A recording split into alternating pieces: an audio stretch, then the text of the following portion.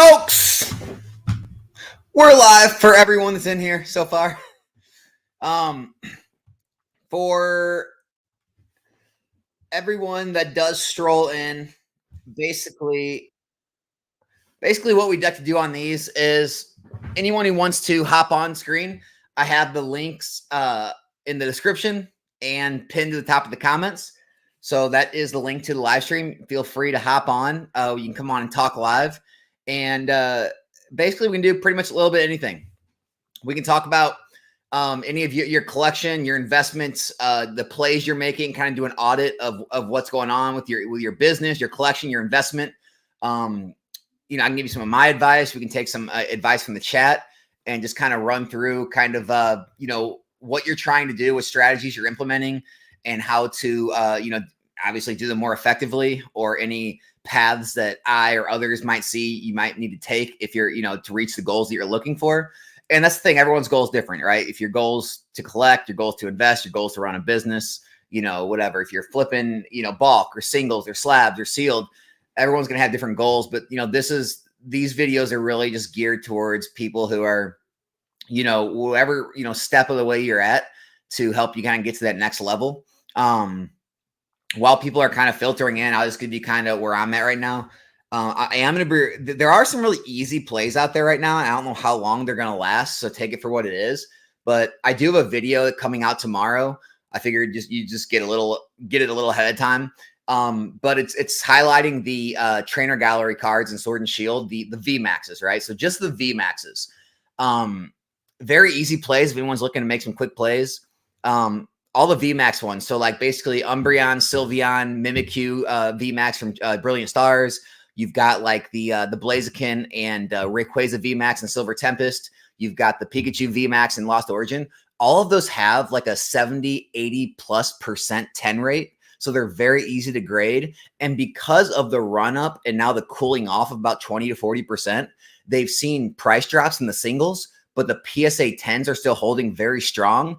And so you're able to, with grading fees, you're able to make over 100% on your money right now, where a lot of these cards are like $20, $30, $40, and the PSA 10 versions are going for like 90, 100, 110, 120 still.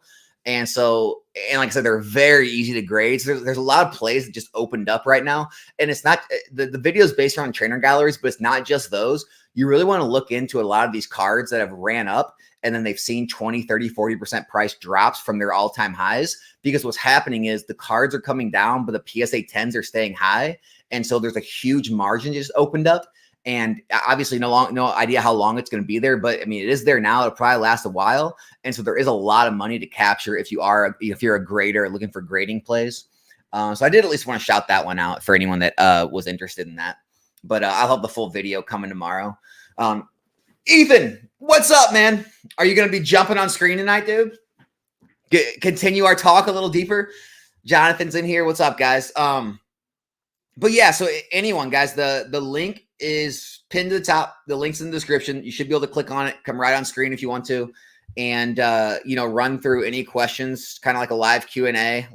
Get my advice on it, others' advice on it, and kind of go from there. But other than that, there's not really a whole lot else I had. This is more for these live streams, really more for anyone who wants kind of that one-on-one type, talks, any things like that. Like these monthly lives are not really for me to get on my soapbox and talk about, things I'm doing or things I see. It's really just help anyone else out with whatever they're going through in their business, collection, or investing. So if no one's wanting it, we don't have to go a real long time with this.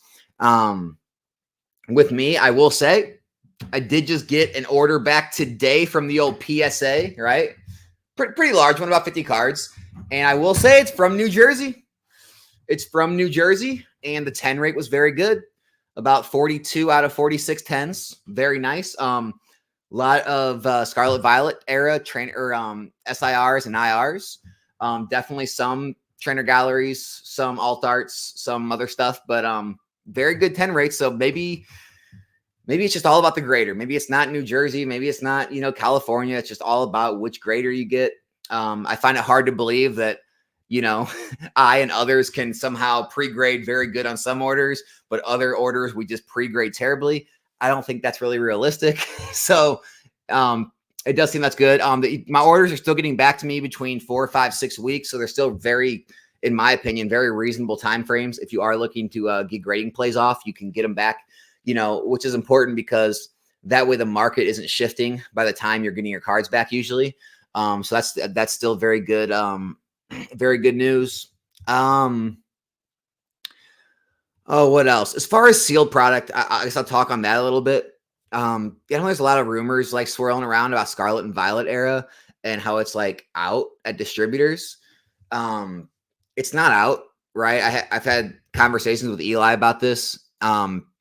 Distributors have a lot of Paradox Rift. Like we're talking thousands and thousands of boxes of Paradox Rift. They still have very much Twilight Masquerade. They have a lot of Temporal. They have a lot of SV Base and Obsidian.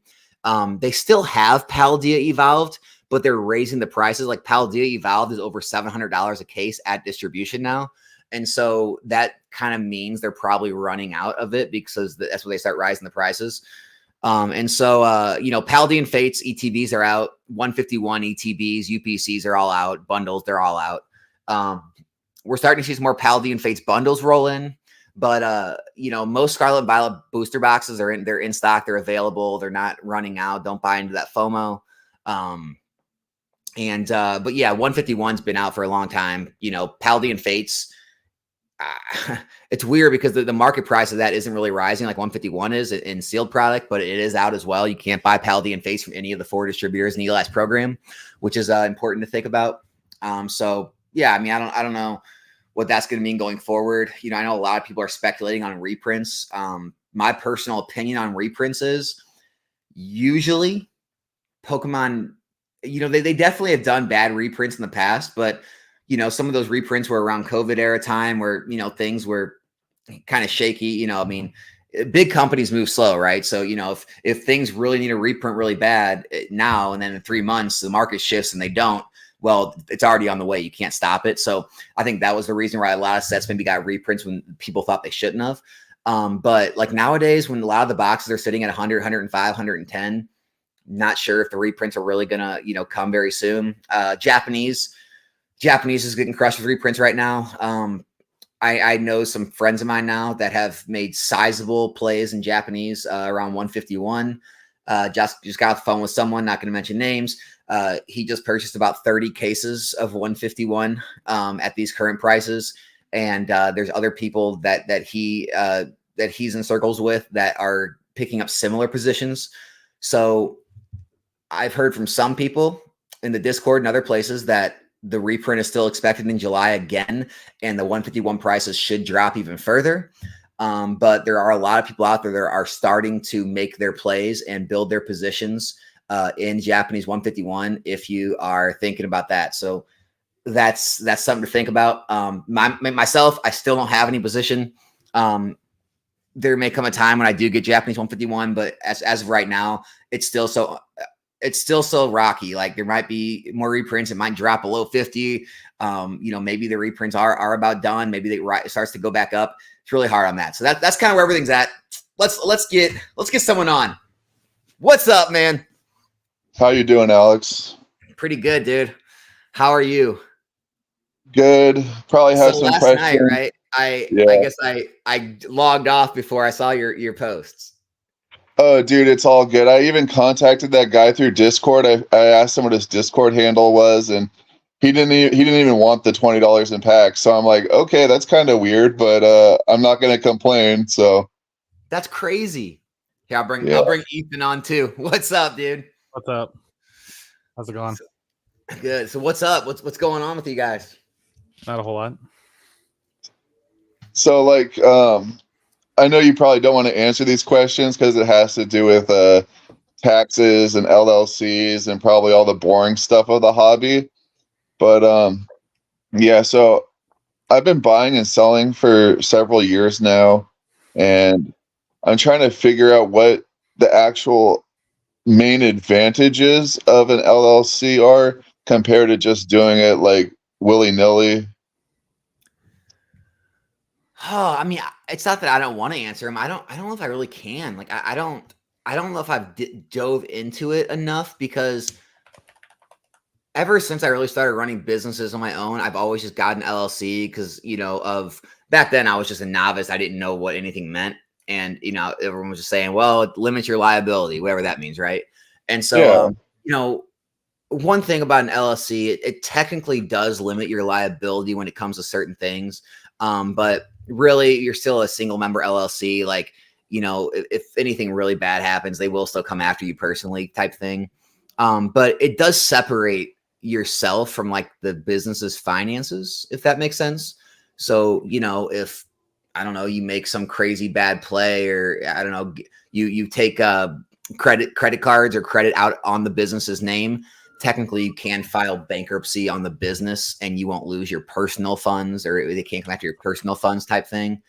But as far as like, see, the reason I don't know like the main specifics of the write-offs, I don't know how like just having a sole proprietorship and an LLC works on the write-offs. That's something you'd have to like dig into with a tax advisor. But the main point of having like an actual established business, whether if a sole proprietorship works or LLC works, or if you want to get incorporated, get like an S corp or something, it's really about the way you structure your taxes, right? So there's basically two kind of tax or two kind of accounting strategies. It's accrual based and cash basis. So accrual basis is going to be like, okay, you bought this card, right? And you paid X amount of dollars for it. You paid X amount of dollars to grade it. Okay. Well, like the card is technically inventory, and you don't get to write the card off until you sell it. So if you go and buy $10,000 of inventory on accrual basis accounting, technically you have no write-offs yet until you sell. Now, when you sell the $10,000 inventory for $15,000, well, now you write off the 10,000 against the 15, and you make 5,000 profit. Where the difference is with a cash basis accounting is it comes off immediately. And so when I buy $10,000, it immediately comes off my books. I show a $10,000 loss, right? And so I can now sell $10,000 of that, and it breaks you even. So now technically you're broken even. You're still holding some of that product because you profited on it, but until you sell it, you're not paying the taxes. And when you buy it, you're immediately getting the write-off, which is a huge benefit, especially when you're smaller. Now, when you're bigger, you really have to you can really kind of play with both of them because there's tax strategies for both ways. And the larger you get, larger inventories you hold, you can actually play around with it where it can actually come out better the other way. But myself, my accountant has me set up on cash basis accounting. It really helps for like end of the year type purchases. If you're looking to offset your taxes and bring down your tax liability on your profits, so that can help. So that's really how the whole tax game works. Again, obviously, talk to a professional. I'm not a professional. Yeah. Ethan's got a large business too. Like can you corroborate any of this? Do you have anything I missed or messed up on? You pretty much covered everything. Yeah. I mean, it's one of those where a good accountant, I basically it's worth its weight in gold. I mean, my accountant, like, besides just like having me done, like helping me with taxes and all that, is like when signing on with her and having her like prepare everything for me. It's one of those, like, besides her like signing off on everything, it's just like you have someone there, like in case you do get audited, you have someone there to represent you. So like if I say I were to get audited, she is required to represent me, and then her office has a tax attorney on retainer that would also be there to represent me as well as her at the same time as the audit. So it's one of those that you get extra layers of protection. But honestly, yeah, it's really worth it. I mean, do you know any differences between like an LLC or sole proprietorship or anything? It's like, main thing is just how the taxes are structured. I don't know the finer details to it. I know there is some differences. I would definitely recommend reaching out to a Yeah, that's the only thing I'm a little fuzzy on. Yeah. I've always done an LLC. I don't know how expensive it is where you are. Like where I'm at in Missouri, it's only $50 set up an LLC, so it's like a no-brainer for me. Yeah, it's not much much. For you. Yeah, it's basically rough. It's not roughly too far away from that. I mean, the main thing is registering with the federal level as well as the state and local level too. I mean, it's not. Yeah, I'll probably just. So there's not really much downside except for just the cost, right? Like you wouldn't. It limits your liabilities. That's the best way of putting it. For sure, but that's an upside. But there's no real downside to doing it. No, I mean, you have to, depending on what your state requirements are too. Like for me, I have to submit a report annually with the Nebraska State Secretary of State. Just like making sure all my information's up to date, making sure everything's all submitted, everything's filed on time, stuff like that. It varies per state, but yeah, there's really no downsides though, as far as I've seen. And then I guess a few other points was it obviously seems, depending on the level, because I'd probably be pretty small. I mean, I would be smaller than you, Alex, for sure. Cash basis seems to have more upside potential than accrual basis. Like, I don't see why anyone would do accrual over cash basis. So there's so many different strategies. There are different strategies you can use when you get large enough that accrual can actually help you out. I mean, Ethan, like, do you and your business partner, what does he use? Is he on cash basis or is he on accrual? He's on cash still. Yeah. Okay. Yeah, I'm trying to think. It was explained to me because I had a conversation about this with my accountant. It was explained to me. I'm trying to go back in my head. But it really wouldn't matter until you're up in the millions, like to where it would actually, when you're like the millions of inventory or of sales or things like that, where it would really kind of make sense to think about switching. But yeah, when you're smaller, especially when you're trying to build inventory, it just doesn't make sense. Like it doesn't make sense to have, to be paying taxes on every single thing you're holding and not selling, because like, let's say, you're buying $100,000 of inventory and you're only selling, I don't know, 30,000 of it. Well, that 70 grand normally would have been a write-off under cash basis. Under accrual, it's just sitting there. It's not, you had to spend money on it, but it's not coming off your books. And so, if you have like a more sophisticated business and you have multiple income sources and, you're able to keep the inventory without having to constantly deduct it from your books. Like I said, I'm not the best at explaining it. That's why I really didn't want to, because I'm not as versed in it. I'm just not as versed in it. Just the way it was explained to me was, cash basis is going to be the best for smaller businesses until you get into like the 7 figures. Gotcha. No, that was kind of weird too, because recently, within the past week or two, I got an email from eBay, and I'm not sure what special levels there are to the selling side. I don't have a big account at all, but before my limit was $25,000 and now it's $5 million. So I was like, what? They did that with everyone. Okay. I was like, what the heck? I have a secondary eBay account where I like sell anything and everything on like just whatever around the house. And that got the same thing. So I think they were just throwing it because that account's not big at all either. Yeah. I mean, I'm like $5 million. I won't even accumulate that much stuff. My whole entire life. I think they were just doing that. Oh, but what's something pretty? Yeah. Something pretty cool. Oh, sorry. Go ahead. I threw up Yu-Gi-Oh on tomorrow's pack break. I seen that. And then maybe I might have to buy a couple things. We'll see. Maybe I'll buy a couple things. Oh, that's funny. I haven't bought product in years. You haven't opened product yet? Unless I play like at my locals and all that, which I haven't played in about a year. Otherwise, if I get prize support packs from that, sure, I'll open those. But in terms of sitting down and opening a booster box or a Mega Tin or Legend, it's been at least 3-4 years since I've opened a product. That's crazy. Yeah. So I want to give a shout out to this company though. I got these stickers printed out. I don't know if you can see them. Mm-hmm. There you go. And it was this company right here. Make sure my address is covered. But it was Sticker Mule. Hold on. Okay. Yeah, they do a really good job at stickers. So I kind of jumped the gun, put the cart before the horse, and it's like, oh, I'll just get these stickers for my pseudo business that I don't even have yet, and hopefully just include them in packages and establish a brand. Because I know you were talking about making sure you had outlets and avenues to sell when the time comes. Like I do have an eBay store, but everyone on Facebook is so finicky and stuff. So it'd be good just to like list it and forget it. You know, like set it and forget it. Just put it on eBay, not worry about it. I 'Cause honestly like this is just my Like a opinion. hassle. Yeah. Yeah, this is just my opinion. I think we will eventually get to the point where people get more receptive of eBay and TCG Player again. Mhm. You know, I understand the allure of the Facebooks and the Discords and the Instagrams because you know you don't have to deal with big bad eBay and Feebay and pay them fees and all that. But at the end of the day, it's like there is a lot of legwork that people aren't realizing that they're doing. You know, they're doing a lot of running around. They're making all these posts. They're having to reply to all the comments and DMs and try to, you know, make sure this person's trustworthy. Go check their profile, make sure they have good feedback. And then you're having to, you know, go back and forth with them how they're going to pay, how much they want, like make sure their payment goes through, go find a second party shipping, send them the shipping label.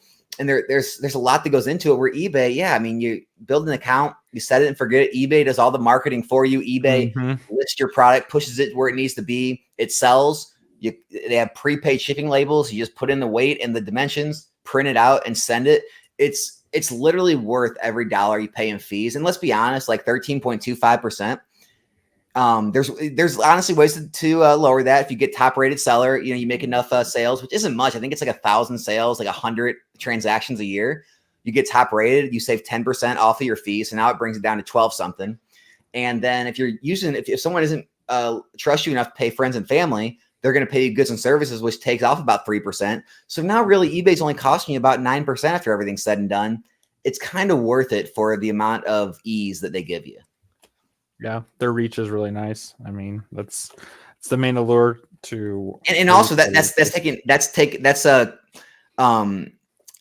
that you're going to get full price on Facebook, Instagram, Discord, which a lot of people aren't. They're wanting discounts. So now you're only paying 9% on eBay, really, than you're going to pay on goods and services through there. And if someone wants a discount off of full market price, now it pushes it kind of down to almost what you're going to get on eBay after everything's said and done. And you're having to go through all that extra work and effort. So I think eventually people are going to start realizing that, and there's going to be a lot more return to the main platforms. Oh, yeah. It's so ridiculous too, because I've been on Facebook buying and selling these Pokemon cards since like 2020, but it seems like in 2024 there's been a proliferation of people saying, I'll offer you 75% for your top alt arts and liquid items. I'm like, well, I'll just sell my liquid items on eBay for 90 or 87%. Why would I sell it to you for 75% and then you get whatever you do with them? You can literally auction them and get more than that. In fact, I just did. Yeah. Yeah, it's kind of wacky what's going on in this hobby sometimes. It's literally every other post is someone trying to buy collections for 70%. Yeah. I mean, I get it. Like they're, you know, streamers are on those platforms and, you know, vendors are looking for stuff for shows. So that's who a lot of people are competing against on those, you know, those selling platforms. Yeah.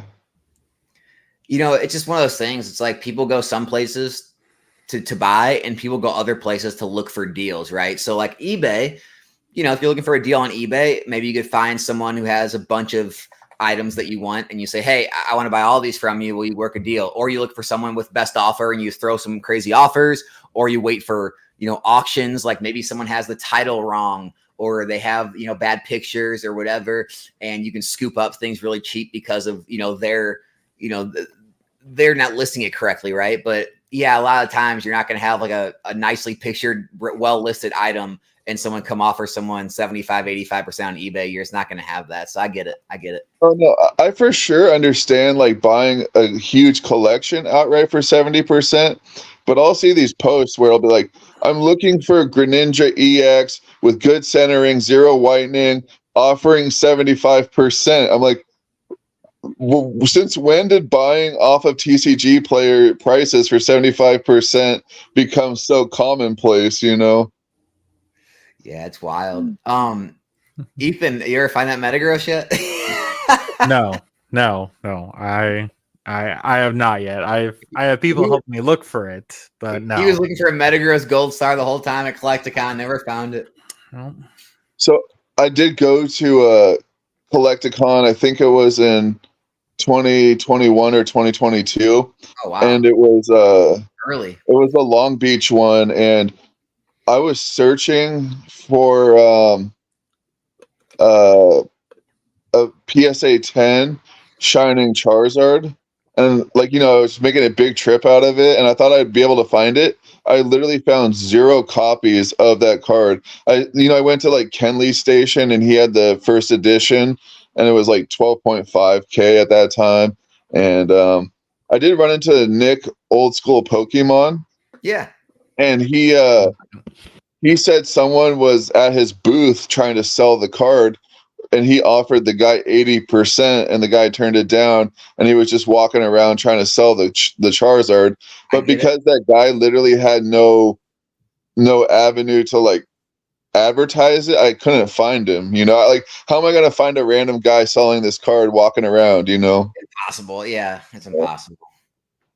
But no, I mean, honestly, like if an LLC isn't like super expensive or anything, I mean, honestly, it's worth it. It's just easier to have everything, because then with an LLC, one thing you can do is, like you said, like I said before, you can get a business credit card. You can establish credit under the business. You can start making purchases under the business instead of your own name. And like I said, if anything worse comes to worse, something happens, like, the business is on the line, your name's not on the line. So you're not having to worry about, you getting financially affected from a bad business decision you make, which is, and then also, I'm not sure, Ethan, maybe you can tell him, I'm not 100% sure, but I don't think you can apply for a reseller's permit if you don't have an LLC. Oh, that's one of the perks of it. Yeah. So basically eBay, TCG Player, all those sites, you don't have to pay sales tax, which is, I mean, that right there alone, if you're buying any amount, I mean, if you're buying, let's say, I mean, I don't know, a couple $1,000s a year, it makes it worth it just saving sales tax of what it's going to cost to get an LLC set up for an accountant and stuff. So that's one of the biggest things I recommend. Get those resellers. I mean, even my local card shops have reseller certificate programs where I don't pay sales tax when I go up there, which, because you got to think about it. I mean, I don't know. Where do you live? I live in California. Oh, geez. Okay. So what is that, like 10% up there? So, I mean, Yeah, just it's think about literally 9% pretty much everywhere you go in the state. So, I mean, just think about that. Like, if you're spending, like, let's say $10,000 a year on your business, that's literally $900 right off the top that you're going to save just from not paying sales tax. Yeah, and if you only spend a couple, or like in your case, $50 for the, like your net is $850 in that case profit, basically. Just from that alone, and like I said, there's the other benefits as well. So it's like just that one benefit alone is kind of worth it. Yeah, no, you do need an LLC. You need a federal tax ID in order to apply for one. And then I had another question. This is definitely going to show my ignorance, but when you have a business, you know how individuals have a credit score? Does a business get anything similar to that? Yeah. Yes, it does. Absolutely. Can't remember what it's called. Let me check here. It's like a special term for business credit. Yeah, and the same rules apply. The more credit you take out, the more credit you use and pay off, the better that your score gets. Yeah, so that's 100%. That's right. You have to. So when you become a business, you have to apply for it. It's called a DUNS score. I remember when I signed up for a DUNS, DUNS. It's a commercial credit score. It's pretty. Yeah, you have to apply for it. It's called DUNS score. Gotcha. Mm-hmm. What are you doing over there, Ethan? You getting some bulk listings done? Just going through collections from before Collecticon, and then I was up till 4 a.m. at a friend's house buying him out. So buying him out? Yeah, going through that, and then what are you buying out? A bunch of Yu-Gi-Oh, a bunch of Pokemon. I mean, you can see part of it. Singles or sealed? Sealed and singled. About probably like 3,000 or 4,000 singles I need a list, and then a bunch of sealed. Some Charizard UPCs? Charizard UPCs, LOB boxes, bunch of other UPCs. LOB boxes. Wow. You're buying LOB? Yeah. He sold me for $100 a piece. So I was like, oh my gosh. Yeah. I was like, well, I can't really say no to that. So what are you doing with those? Are you going to list them or are you going to hold? LOB I will hold. Yeah. LOB I hold. Yeah, they're about 150 now. Yeah. If it goes to about 200, I'll probably start slowly siphoning off a couple at a time, but those I plan on holding. The rest I probably will end up selling. So, and then yeah, all the 3,000 singles. singles, huh? Yeah, I got to get those out. They're over in the kitchen area. I need to start going through those and getting those all listed and processed tonight. Are and you on tomorrow. TCG Player Direct, or is it all just you? Just me. It's Wow. all just me. Yep. I actually had a question, Ethan. Yeah. So I've always wondered like how card stores can get, well, I know you're not a card store per se, but you do deal with different card collection, like different card hobbies. How Yeah. exactly do you keep all the markets, like how do you have the time to keep all the markets straight, like and price up to date on pricing? You know, it's like Pokemon is already hard enough for me with all the shit that goes on, like just trying to not get screwed over on deals. And like know how like Alex was saying, there's vendors that misprice cards and you can snag deals because they like didn't change their stickers from 2 weeks ago. Mhm. So if you're like so diverse, wouldn't that kind of spread you too thin in a way? No, it's a great question. Yeah, if you're going to like a lot of shows, like some people I know, Alex, we met at, like the Bulba store and all that in Kansas City. Like Dylan is at an event almost, it feels like almost every weekend or every other weekend they're traveling somewhere. So if you're traveling a lot, yeah, it can get hard to keep cards up to date. And keep a secret, all 7 of you, but that's who's going to be the guest on Monday. Oh, sweet. Bulba store? Yeah. That'll be cool. No. But for me, unless I'm working at the hospital, which I only work 2 days a week, I am pretty much mostly filling orders, going through bulk, and constantly listing and getting stuff shipped out and all that. So during that time period, I usually watch market watches for Yu-Gi-Oh, Pokemon, all that almost every day. I mean, I know for Yu-Gi-Oh, we have certain channels that do market watches like every other day, and they are all on separate days. So usually almost every day I watch a market watch on that. I usually keep tabs on like the Facebook groups. I know for Yu-Gi-Oh, some of the Facebook groups, there's a lot of information that gets leaked on there pretty quickly. And so usually I get tagged, or some friends will message me about stuff and I just keep my ear out for it. I mean, it can take a lot. I mean, you're constantly researching, constantly going through stuff. It's also looking at trends. I mean, Yu-Gi-Oh trends in terms of when cards could potentially be reprinted. If you have an idea like, oh, hey, it's a water themed set. So it's like, hey, what reprints could potentially be coming down the road? What stuff do I need to prioritize listing, selling, moving first before others? It's a lot of that. It's mostly, just doing a lot of market research. I mean, don't beat yourself up either. No one's ever going to catch everything. No. And there's plenty of stuff that I don't catch. I mean, but it works in your favor too. Like sometimes you'll hold inventory, especially if you have multiple of the same card or whatever, same item, and it'll rise while you have it, right? Like, let's say you were holding inventory in the Chi-Yu, right? And it goes from $17 to $40, and you have, a bunch of those that you've been holding. Well, now you just made out, and that kind of pays for the cards that maybe dropped while you had them. You had to take less than what you thought, but that's kind of why when you're buying collections, like those guys on Facebook you're talking about, you want to make sure to be in that 70 to 80% range, so that way you have that, that barrier to it. If the market fluctuates up or down a little bit, you're either not going to get hurt too bad, or maybe you'll make a little more. But it kind of goes into a secondary part of that is if you have a lot of something, like you're selling multiple copies of a card, like say you broke down cases of a collection box or a, whatever, build and battle, whatever. You have 18, 36 copies of a same promo card. Just don't list them all, right? List maybe 4 or 8 at a time, maybe 10 if you want. But that way it kind of has a circuit breaker to where if you get bought out of them all, you can kind of like regain yourself and be like, okay, what happened here? What's the price at? Oh, wow, they're getting bought up. I'll list my next 8 or 4 or 10 at a higher price. Then when those sell, you can keep kind of upping the price with the market and take advantage of the moves. And that'll help too, not get you cleaned out and not recognize all the profits you could get. Yeah, I understand that. It's like once they start moving, then you're not going to have all your inventory just swept out from you. Like on day one, you could adjust daily, like with the trends. And then I do understand like the 70% for the collections. I was just more talking about when people are offering 70% for top rated alt arts or secret illustration rares. You know, it's Hey, like why it's would a I free why would I market. sell They that can to ask you? it. Yeah. Yeah, I mean, Someone wants to give it to him. More power to that guy, you know? yeah. I mean, I've gotten plenty. It does happen. I mean, some people like the ease of just throwing it online. They don't mind the little bit less just to get rid of it. I mean, some people I don't was in the understand middle that. of CollectCon, Mystic TCG, I believe. I was working a deal with. And literally while I was there, someone stopped by their booth and sold them Evolving Skies boxes for $500 a piece.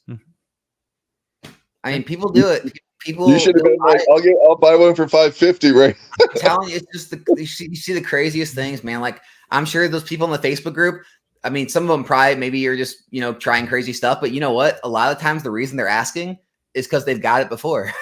And Yeah. if they've got it before, they're going to try again.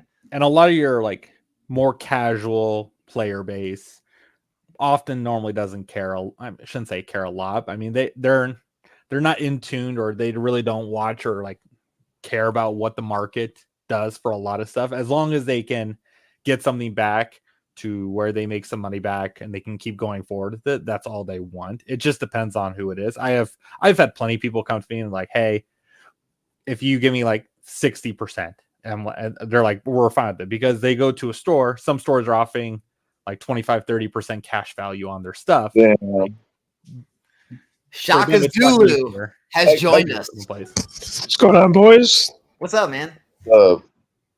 I did want to add to that too. I've been, I talked to Eli quite a bit, and from Pokemart USA, and he's experiencing it now, like owning a card shop. Like the amount of people that come in, they're willing to sell, for whatever 60-70%, and they have PSA 10, ready to grade cards that are alt arts and SIRs and high end stuff, and you just, again, we get so in this bubble that we think everyone is as smart as us, or as knows everything about the hobby, or takes advantage of every little thing. They just don't, and that's people don't have the time. I mean, I guess they don't really know what they're looking for. They probably had fun, like they got packs or they bought stuff for themselves and opened it themselves, and they just wanted to cash out of the cards they opened for their collection. It's just it happens. They just want their portion of their money back and just move on. I mean, we're kind of at a different, like if we're here right now, basically we're kind of at a different level than a lot of people, because a lot of people are just consumers, so they just buy packs and never see any profit back. So they're probably happy. If you like have time one day, you just went and hung out at a card shop for like an hour or two in a busy time and just listen to some of the deals going on, listen to some of the questions being asked by people, you'd really realize how far above the general public you are. Yeah, it's kind of crazy. Oh, most people don't understand the behind the scenes, all the work that goes into a lot of this. And so, yeah, I mean, we all understand it just because we're more in tune with how the market goes and how things work behind the scenes in terms of buying and selling, moving stuff and all that. But for the vast majority of people, they don't. I mean, they see cards and they're like, okay, let me try and get as much as they can. They don't try to research or explore. They go to the source they know that they've been to before and they know they can trust, which is often their local LGS. And they just want to move on to it. They just want to move their stuff and move on. That's why it's so important too to establish brand recognition, or like I'm sure, Alex, you have people selling you collections just because you have a YouTube personality, and like you can get those types of deals too, probably, where people will just offer it to you because they feel that you're more trusted and that you're not going to burn them on the deal. Because sometimes people, if it's like the wild, wild west out in Facebook land, so it's like when you see those people who have those I'm not saying you're a personality, but you know what I'm saying, right? Yeah, I know what you're saying. Yeah. I mean, same thing as like a popular like LGS or store that has a huge name. Like, you trust buying from them over just like some random TikTok seller, right? It's the same type of thing. Mm-hmm. Mr. Shaka Zulu, you got anything to add to all this craziness? You got any questions, man? I'm just enjoying the chat here. Just watching my wife play some Switch here, so I'm kind of on and off the mic, but I'll be chiming in as you guys go. What you playing? What's she playing? Paper Mario. the remake. Nice. Oh, Hell yeah, Nice. hell yeah. good choice. Yeah, but wanted to put a face to the name. I know I haven't chatted with you Yeah. guys in the Discord on and off and stuff, but yeah, good to see you boys. You too, man. You, Appreciate you dropping by. you participate in the pack breaks, right, Shaka Zulu? Yeah. I think I see you in there all the time. That I do. He's Yeah. had some Fun pulls. time. He's had some major pulls. Pulled back the last few weeks. Just trying to. I got all that stuff out to Safari Zone. Like I probably broke down. God, what? Like I was Square. I don't know if you guys have talked to him outside of the Discord, but I think I broke down like 3 cases of UPCs, maybe like 60 booster bundles, like 5 or 6 ETBs. Like coming back like $5,000 store credit. I'm like, I can't pass that up, dude. For, Like for you- 151. like, for 151, yeah, it was like 2,700. Is Did you what do I any paid for. evolving guys? Yeah, I did a bunch, dude. I think I sent you guys a picture a while back in my garage. I had like 18 of those cases of the Divergent Power Tins, and I was like a third of the way from offloading them when Safari Zone was like, hey, $15. So I split it. I think I did like 150 packs. Brilliant Stars for like store credit, maybe like 50 evolving for store credit, but then I just took cash on the rest. I couldn't pass up $12. Hold on, wait, stop. They were paying cash? Oh yeah, the first round was $12. Evolving Skies, $5. Brilliant Stars, I cash, thought it was all PayPal, store credit. I missed that. friends and family, dude. Friends and family. I have no idea what their actual end game is or what they're trying to do with all those packs. I mean, they're probably going to get streamers or You said it something. before. Yeah, They got the name. they do So pack. whatever lots, they too, do if with I it, they'll be recall. able to sell it for a premium because they're Safari Zone. Yeah. Yeah, I know they do pack lots though too. But I mean, online. so I was selling them packs too recently doing the store credit. They were offering $8 for 151, which is basically above market. Yeah. So Everything was above So market. people- Evolving Skies is selling for Yeah. less than 15 on TCG. yeah. I had an So it's irresponsible. such a weird like anti-arbitrage play that makes no sense to me. It's like they're banking on no reprint for it almost, which is what confused me because you would think someone like Safari Zone would be super like in tuned with reprints and distribution. And I'm like, why are they buying unlimited amounts of 151? Like knowing that there's 99.99% chance this stuff's going to tank back to MSRP. Alex, just to bring up a point, you know how you were talking about certain stores and like how they just churn and burn and they have, you know, like Mason or whatever, he has no room for investment.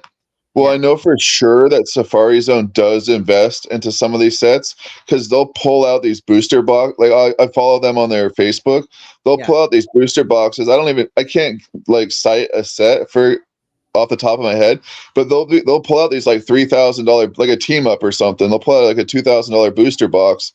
So they do hold back some of their products. No, yeah, it's just Mason's just one of the people that doesn't. There's card shops that do. I mean, one of the people I've been working on to try to eventually get the owner on the live stream is Collector's Cash, actually, because they're one of the stores they actually do. Like I don't call it investing, but they always put back a certain amount of product from every single release. And that's how they have all of that product. They have boxes. I mean, you heard Shiv. You guys watched the live stream today. You heard Shiv talk about it. I mean, they have one of the biggest, like I would say, inventories of a lot of the old vintage stuff. I mean, they have cases of the mid-era, WotC type stuff because every single set that came out, they just always put cases away on top of selling it and churning, burning a lot of it. So Mason's he's one of the stores that doesn't do it. There's a lot of card shops that don't. And my local card shop, Collector Store, I've questioned them. They pretty much don't, they cycle through everything. Sometimes when they feel like there's going to be a fast move in the market, they'll hold some back. So like they have some Evolving Skies. They have some One Piece Romance Dawn Blue Bottom. Like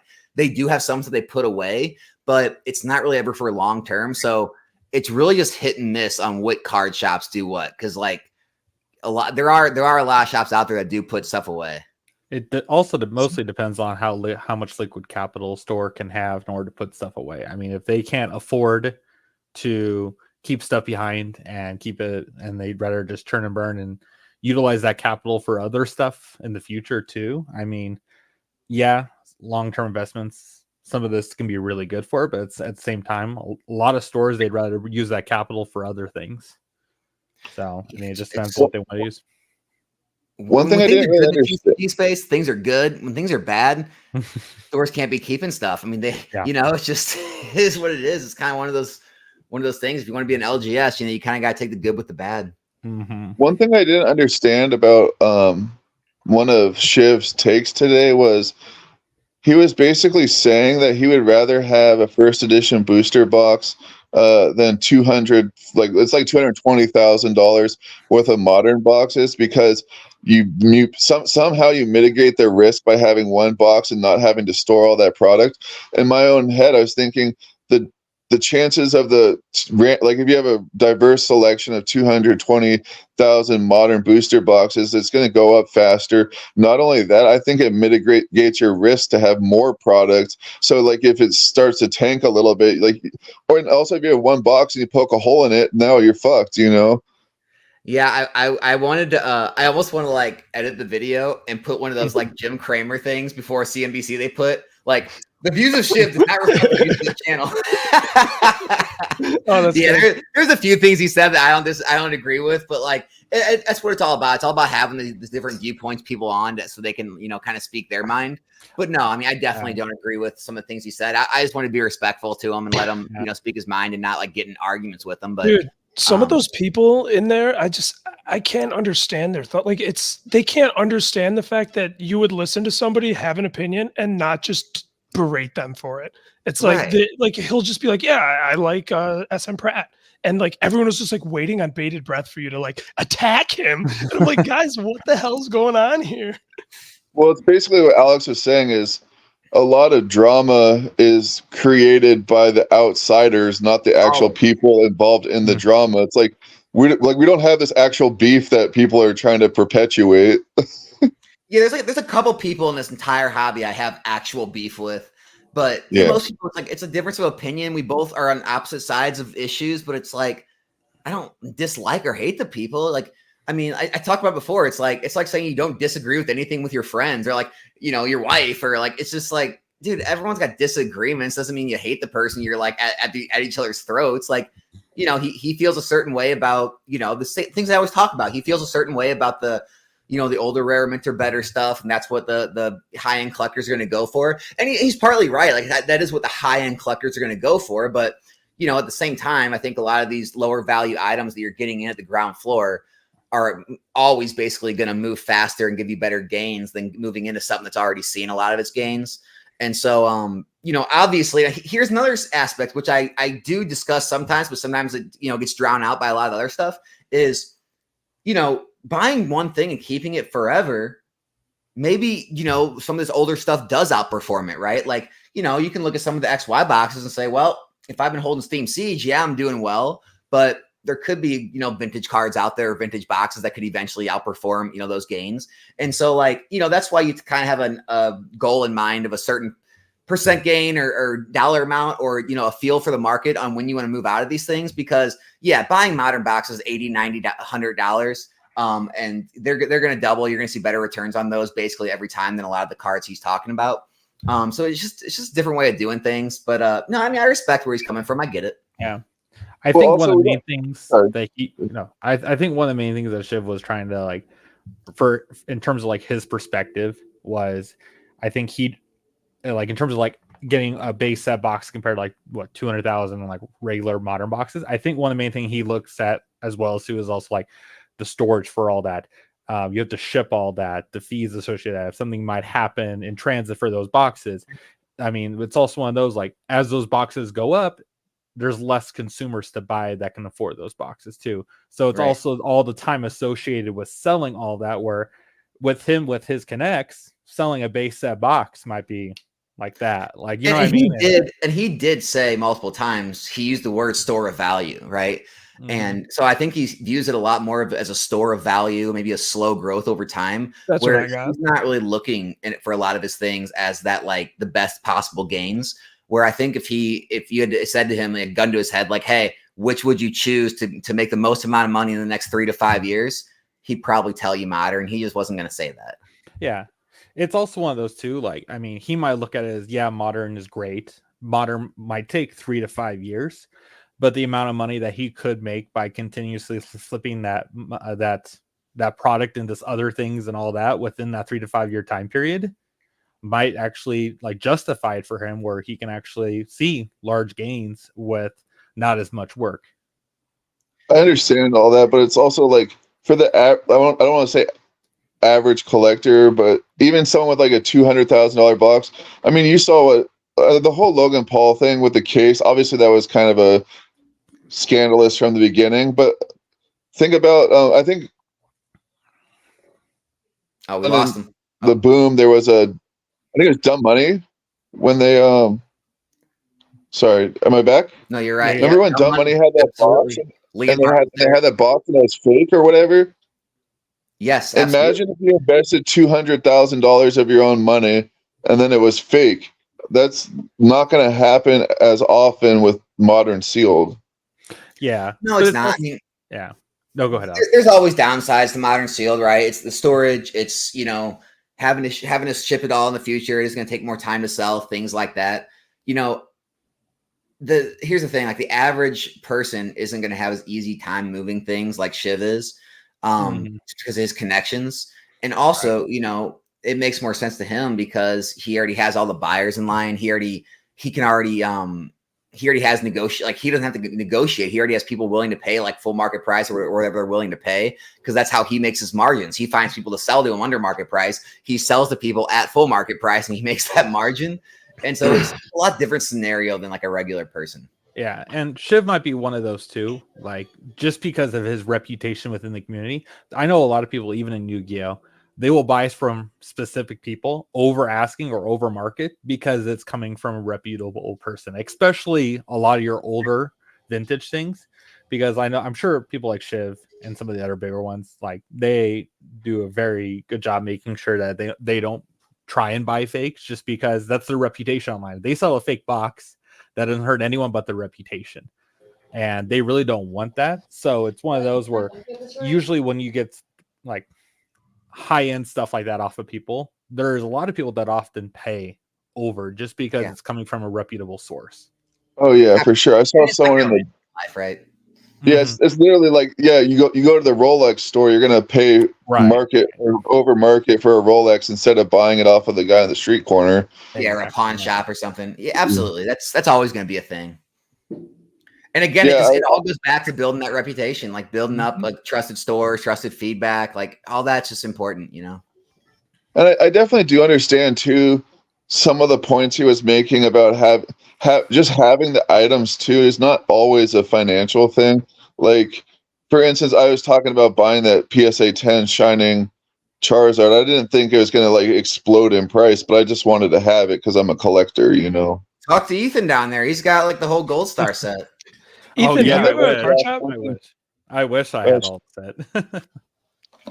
Ethan, you don't have a card shop, do you? No, I just do online sales. Okay. What's your Gold Star set? Is it full? Is it PSA 9 raw? Oh no, I don't. I only have. He's being bashful. I have 3 Gold Stars, but I'm trying to do 10s. So.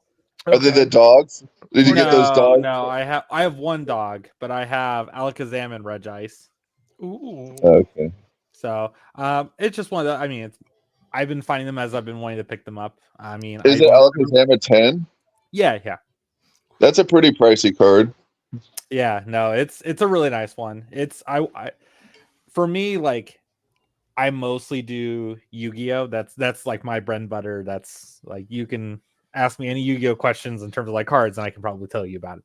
Like Pokemon, it's one of those where I played during like Gen 1 and all that, but Gen 2, Gen 3 will always be like the special place for me. And so like Shinings, the Crystals, the Gold Stars, like it's one of those where it's like back in December, I kind of caught the Pokemon collecting bug. And I mean, yeah, I flip and buy and sell a decent amount of Pokemon besides Yu-Gi-Oh, but it's one of those where if I see cards that I want, especially for in those 3 categories, especially at events, I mean, I'll pick them up. I mean, there was a PSA 10 Celebi and a Mewtwo that I got beat out at a Collecticon this last weekend. They actually went to a really close friend of mine from California, and because I found it afterwards and he showed them to me, and I was like, "Oh my god, I'm about to kill you!" I'll go find them for you. Huh? I'll go find them for you. Yeah, no, I mean, I'm happy Ramon got them, but no, it's been great. I mean, yeah, that's probably more of that, and then I have some more of the modern stuff, of course, just because like Pokemon Sealed is a lot more different than Yu-Gi-Oh Sealed on a lot of things. So Yeah, I'm sure. Well, let me ask you, since I don't get to talk to anybody ever about Yu-Gi-Oh, what's your thoughts on Rarity Collection 2? I feel like it is very similar to Ghost from the Past 2. I think Rarity 1 and Ghost from the Past 1, they're very similar. They were announced and everyone lost their mind about it because it was, I mean, especially Rarity 1. I mean, it was one of the greatest sets they've had for, especially in terms for like modern meta playing for Yu-Gi-Oh. And so, same with like Ghost from the Past 1, all the Ghost Warriors in it were incredible. Everyone loved the sets. It was great. Well, it's kind of like this when they announced Rarity 2, it's kind of like a double dip sickness almost. It's where Rarity 1 sold so well that everyone and their mother jumped into Rarity 2 because they're like, oh, Rarity 1 was a smashing success. Well, then it's like, okay, Rarity 2 doubled their MSRP is what Konami charged. It's already one strike against it because now booster boxes are MSRP at about 180 a box. So it's already higher because most Yu-Gi-Oh boxes are around 80 to 100 bucks. So it's all automatically doubled. So that's strike one against it. Strike two, I mean, Rarity Collection 1 was super good, had all meta impacting cards. Rarity 2 they had some meta cards, but not as much as Rarity 1 because they focused so much on Rarity 1. So that's strike 2 against it. Strike 3 is every owner and their mother bought into it. And if I bought into it, you know because everyone and their mother bought into it, it's one of those, there's more boxes right now than what people are wanting to open, especially at the prices they are at now. I mean, that's right now, sales, if you go on TC Player, it's cheaper than distro price at this point, or just about. Actually, right at about distro price or just a hair under distro price, yeah, is where you can buy boxes at right now. And it's very similar to Ghost from the Past too. Everyone bought into it thinking it was going to be the greatest thing since sliced bread. And it turns out that it wasn't. And now we have a massive glut on it. And it's very similar to that. I mean, it's going to do well. I think in time, like anything. Yeah, I think that there's a lot of penny stonks in the set. There's a lot of cards I think that will go up really well over time in it. It's just going to take a while because there's so much of it out there. I mean, I know for us, we ordered a ton. Like, I mean, I think we had like 4 or 5 pallets of 100 cases at minimum each. So I mean, so like we ordered a ton of it. So I know there's a lot out there because I know even on the Facebook groups, there's still people to this day dumping. Did you sell out? Yeah, I actually sold my last 2 boxes today. So I'm completely out of Rarity. So Ethan, wow. is your business partner, is he famous in the space? Wait, what now? What did you say, Kryptonite? Oh, is your business partner, is he famous in this space, or is he just kind of hit it like behind the scenes? He's pretty famous. A lot of people know him, but he is much more behind the scenes. Yeah, he's not content famous or famous like by personality. But his business name is famous. Yeah. In terms of like the Yu-Gi-Oh community, like you mentioned his eBay store, almost everyone knows him. I mean, he's the largest seller of Maybe like a P Football Pete type of scenario or something. Right. I mean, he sells primarily Yu-Gi-Oh. He does Pokemon as well too. He's not as well known on the Pokemon community, but he's very well known in the Yu-Gi-Oh community. Ethan, we still need to do that, man. We need to do a video with you, like walking around the warehouse saying you're P Football Pete. Oh yeah, this is true with you. Oh, it'd be so funny. I got to interview with P Football Pete here. Tell me why you're giving Paradox Rift to people instead of Temporal Forces or whatever. We talked about doing that, Alex, and I just screwing with people. But no, Aaron, I'm shipping out this order of Temporal Forces and then just show a Paradox Rift box and like put it into the case. No, oh my god, whatever happened with that? I don't know. Yeah, but I think people did like I think they sent the products back or something and got refunds. That happened to a couple of people in your Discord, Alex. I'm not. Mm-hmm. Yeah, no, Connor. I think Connor went through it. Yeah, there's people that were definitely getting hit by it. So I don't know exactly what what happened with it. Candyman was asking, how do I sell in Safari Zone? I don't see it on their site. I think it's over, right? Yeah, Yeah, they took it down. closed it. Okay, so what you're going to want to do is go to Facebook, join the Safari Zone Facebook group, and then the girl's name who runs the store, I believe her name is Angelique Coburn, and then she'll periodically post. They do a store credit trade in most of the time for bulk, but sometimes they'll do the packs. You have to look for her posts, and then they only buy certain packs and certain sets and certain rates, and then she'll have a PO box that you ship that to, but it's only available during certain periods because they're like doing it to fulfill demand for whatever they're doing, and then once they get a certain amount, they're closing up the offer.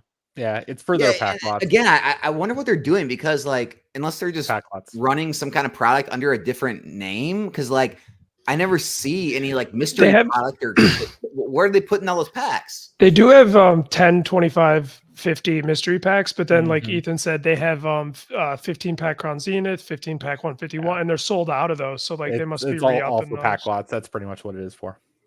But $8, 151 for Yeah, a big it's pretty store wild. like that is just so wild to me. Like, do they know something we don't know?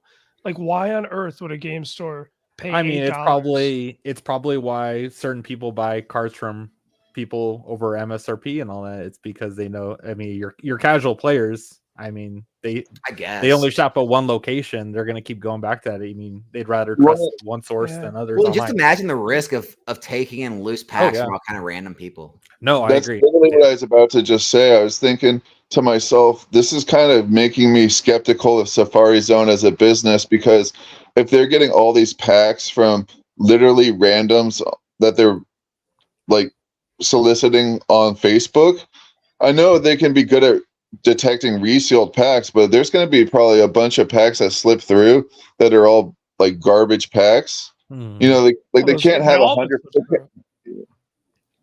Yeah. I mean, next time I'm going to send them all the boxes that I hit the alt arts out of that I retired from the pack breaks. That brings up a good question, though. I'm very curious. What is what is your ethical stance on if you were to offload all, like, let's say you were to weigh every single Scarlet and Violet box, sell? I, for some reason, don't feel like that's as bad. And, like, I personally probably wouldn't have many gripes with it. I'm like, I don't know if that's right of me to say, but I mean, here's my opinion, man.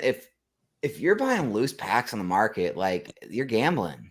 Yeah, that's exactly. You know, that's why I just won't do it in my pack breaks. Like, I won't do it. I won't buy loose packs. It's all going to come from a box. Like, I'm going to be the one that opens the box because I got to know that it's real. Because I don't want to screw anyone over. But yeah, if you're buying loose packs from companies, like, hey, it's good luck. Oh, I know. I'm not going to say any names in this this live because I'm not sure who's going to see it. I could talk to you personally about it, but there was somebody, a huge person on Instagram, and he was doing raffles and stuff, and he literally had all these packs he was listing as unweighed, but he got the packs as light packs, so he pretty much was misrepresenting them on purpose to get more value from them. And I'm like, and I like, you know, I'm kind of a degenerate sort of sometimes. So I was participating in these packs. So I felt so like violated after when I felt unweighed. Like, nothing's unweighed on a vintage. No way. You'll email, so like just message any buyer with a vintage pack and ask them if they weighed it. You'll get 2 responses. You'll get shit on for asking them if they weighed it, or they'll be like, no, do you want me to? Like, I guess I could. Like, shut the fuck up. You know if that's weighed or not. It's ridiculous. Yeah. I mean, I literally do have 3 fossil packs that are unweighed, but I don't even know how. But now that I'm thinking about it, I don't know how to like sell them. You know, you have to get they're from a box break, and they were like tamper sealed in those. You can still weigh them. I mean, I could weigh them for people, but they have value. Like, it's not like they're valueless. Like, people want the packs. Yeah. You know, they're untampered with. I mean, they're nice, good mint condition. Like, people will grade the light packs. You know, they'll grade them and they'll make a profit that way. So, like, light packs are still good. There's a chance that they could be heavy. I mean, but I mean, like, but I ruined a good selling opportunity because I pretty much can't convince someone that I didn't mess with them. You know, well, I mean, they're still in their tamper seals, but let me give you the flip side though. Like, let's say you work this like the last year or 2 years. I don't know how long you've been doing this to build up like this reputation online, and you sell this pack as heavy and it's light. Like, is that really worth it at the end of the day to you to get an extra $150 out of something where like you don't know? Like, I'd almost rather just sell it as light but charge more and then just wait for someone to buy it.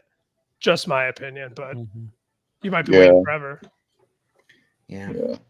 Yeah, it's hard. It's the pack weighing thing, really. I mean, see, what's crazy now is like it's common knowledge. When I came in the hobby, it really wasn't. Like when I came in the hobby, it was really Wild West. Like there was all kinds of crazy stuff out there that people were doing, and it's really caught on the last, like I'd say 3-4 years, that everyone kind of become aware of, you know, the pack weighing and stuff. But man, 7-8 years ago, it wasn't as big of a thing. It was really just the few people that knew what was going on, that knew how people were screwing people all over the market. Dude, one of the craziest posts I saw was they were like box fresh base set packs, 24 packs, all unweighed. 24, yeah, perfect amount too, right? Here's the other scary part too. Here's another. So different boxes had different weights. So I opened multiple Fossil boxes and other boxes back, but Fossil I opened the most of. And what was heavy in one box was different in the other box. So if one box was 21.2 or 3 grams, the other box might have been 21.8 grams. And the light packs were close to the heavy packs of the other box. And so you'll see people list online these weight. They'll just put the pack on the scale and just post the weight. And technically it's like being, you know, all forthright and honest, but at the same time, that pack could be a light pack in some boxes and a heavy pack in others. So even though people are being honest about the weight, you still don't know what you're getting. So it's really dangerous buying packs unweighed or light, or it's kind of crazy. I know 100% for a fact that that's true, because I have a light pack. I know it's a light pack because I bought it as a light pack from King Gary Pokemon. But it weighs, and it weighs like 21 point something like grams, like 21.5 or 21. I know it's light though, so if I really wanted to be nefarious, I'd be like, oh, just post the weight and be like, no guarantees for heavy, but you know, this is the weight, and then just charge a premium. But I would never do that. They'll buy out the light packs from a box like that. They'll throw them on a scale and take pictures of it, and they'll auction them off, and people will buy them thinking they're heavy, even though they're going to say, oh, unweighed, here's the weight. I don't know. You know, it's that they'll get it through. That's why I just don't want to deal with vintage packs anymore. It's just so it's just, first off, it's kind of a waste of money. The pack arts are beautiful, but it's just kind of a waste of money. Well, yeah, most all the sets are, you know, you kind of got to get 1 or 2 cards and they have to grade a 10 to really make money. It's getting really difficult with the prices now to actually make money breaking vintage. Very difficult, where it didn't used to be that way. You know, the price of the cards has not kept up with the price of the sealed as well. Because I mean, I'll tell you firsthand, like 5, 6, 7 years ago, it wasn't that way. Like you could actually make good, you know, it was still a gamble. It's always a gamble. Like you could open a, you know, vintage pack and pull a Clefairy, but you had a lot more outs back then. And now it's just kind of going away. So it kind of sucks,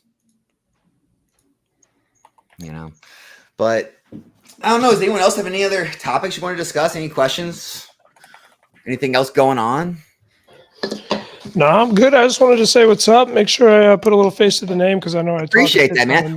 What all do you kind of do in the space? Yeah, I don't talk too much about that. Yeah, no, for sure. So I started. God, how did I get into this? Probably like 2 years ago, I think. Kind of just understanding, like, I'm gonna just buy as many sealed booster boxes as low as I can for the next 2-ish years.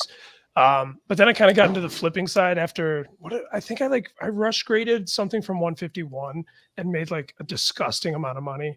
And so ever since then, I just started grading. And now I have like 200 slabs upstairs, but I have a day job. I work in finance, wealth management at Merrill Lynch.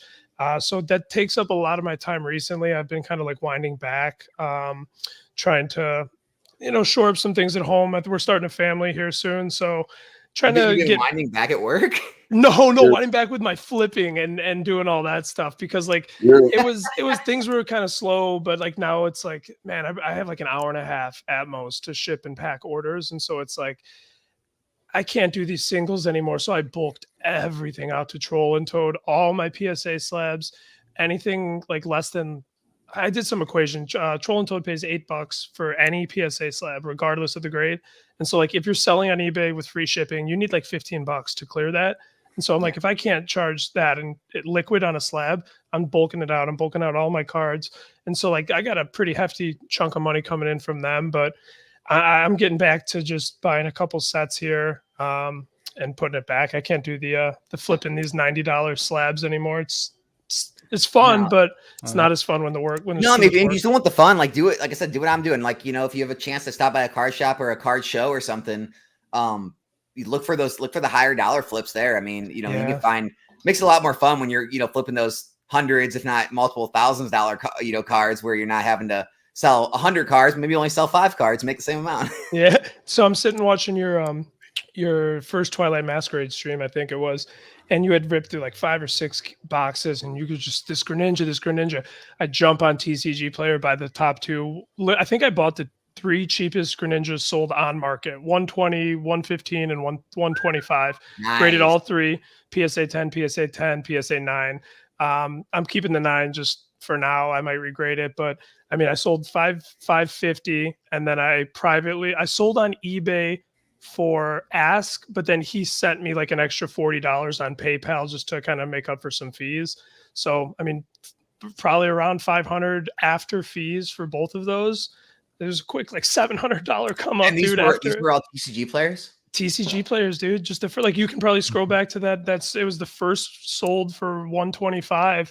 And I was like, I just saw you open all those cases, and I'm like, this is not a $125 card. It's maybe it'll drop down there, but these first few weeks when all these was DJs crazy. won it, it's going to be expensive. You Yeah, said no, you said Merrill Lynch. I thought I recognized you from The Big Short. Yeah, Yeah, that's me. Didn't Rudy used to work at Merrill Lynch? Your Rudy the coffee one. bag? Wait, sorry, what? I said, didn't Rudy used to work at Merrill Lynch? Or your He Rudy was coffee? a baby broker back in the day. Absolutely. Shaka's the reason for the 08 crash. You heard it here. Bro, I was fucking like 16. So what do you do as wealth manager? Are you like a financial advisor? I'm basically running I have my own practice, but I'm under like a blanket from Merrill Lynch, so it's like they you have give your own you practice? well, they hire you on. It's They literally say, like The Big Short. It says like, if this man says he works in mortgage-backed securities, I might just sign up. absolutely not. I sell CIO compiled portfolios to. So you're people investing who- your own like portfolios? No. So I don't have open architecture. So basically, they put a blanket over you for the first 18 months, and they say, "Hey, we'll hire you. Do what you please. But if after 18 months you don't hit these hurdles throughout month 6, 8, 10, 12, you're fired. Otherwise, you can become like a full-fledged FA where you have your own book, you do your own sourcing, you can go independent." What kind of accounts? I mean, what kind of like money? I do you mean, have? so it would be ignorant of me to act like I'm a professional in this, right? I'm green. I'm fucking 29 years old, Right. but I've been in the industry for some time. Right now I'm sitting around like 4.5 million under assets, but all like invested. Probably got 7 clients, I think. So it's like I'm truly building my And you book went from out the ground up. and you sold all of them yourself. Yeah. And so it's been fucking almost a year, and so it is a grind. Like, What do you have to hit? 7 million, 10 clients, but ideally you really want to be around 12 million and 10 clients, I'd say. So right now I have some leeway. So I'm really just trying to source like good business. Like I'm looking for between 40 and 60. I don't want to work with someone that knows what they're doing, right? Because that's it. I'm a fiduciary. It doesn't make sense for you to pay me if you can invest on your own. My clients are people that have, like you say all the time, Alex, they have less time than they do money. And so they would rather say, hey, here's 1.1%, manage my retirement, manage my family's wealth, and I'm going to go fuck off. And that's basically like what wealth management is. Nobody should be using an advisor, in my opinion, if you don't have substantial wealth. It sounds ignorant of me to say that, but it's like, just invest in the S&P, dude. Don't fucking pay someone. And Like no fucking BlackRock A shares. Like that stuff's like 0.9%. You don't need that. I mean, None are of this is you pretty much keep it all on like safe stuff, like just safe mutual funds? not really, dude. So I think that the only way, in my opinion, to invest is to reduce your risk, and to do that is asset allocation, right? And so it's just based on what do you think between a blend of equities and of fixed income and of alternative investments is best for you. I don't think you need to get too fancy with it. If you have tax overlay, if you're efficient with what you're selling off, I always say like you go in surgical with the scalpel, and then we weed whack the losers, and then you just repeat that quarter after quarter. Tax and it's just the like the delta that you gain over us over you paying us, and like just tax harvesting alone for someone that's in that top tax bracket, it's worth it, because no one is going to be doing that. Is the fee expensive? For me, I mean, I would say it is, but it's 1.1. So you ask yourself, I mean, people will pay upwards of 1% for a mutual fund that doesn't do any rebalancing outside. Well, and hedge funds are going to charge like 2 or more. Oh, for sure. And they're going to, yeah, absolutely. I mean, I'd say they'd charge upwards of like 5% in some cases when they're pocketing a bunch. But no, it's if you know what you're doing, you should never have a financial advisor unless you know I'm sacrificing some of my money for more of my time. Otherwise, don't fucking hire anybody to manage your own money. Do it yourself and sacrifice the time, just like I do every day in this business, right? So I mean, you say you're 29. Were you doing something else before this? So, I mean, I knew growing up, I'd always wanted to be on Wall Street, wanted to be honestly on the floor. But like when I went through college, even high school. You live in New York? No. I live in Illinois. But when I was younger, obviously that was my dream, seeing all these things. But then E-Trade came along when I was in high school, and then like the floor kind of disappeared, the sweaty pigs with the tickets. Like that was what I wanted to do. And so like I kind of stumbled my way through college. I was a big drinker, big partier, but I found myself like, I knew I always wanted to do something in business or sales. So I was customer service through college. Started at Chase out of college as like a relationship banker, kind of just like sourcing assets and stuff. And then 7-8 years later, finally got an opportunity after doing all my licensing and stuff to work with Merrill Lynch. And it's nice because I'm basically an entrepreneur. Like nobody gives a shit if I come in the office late, early, leave late. Like it's just, I'm there for 18 months. And if I finish, great. If not, then they'll just fire me. That is crazy.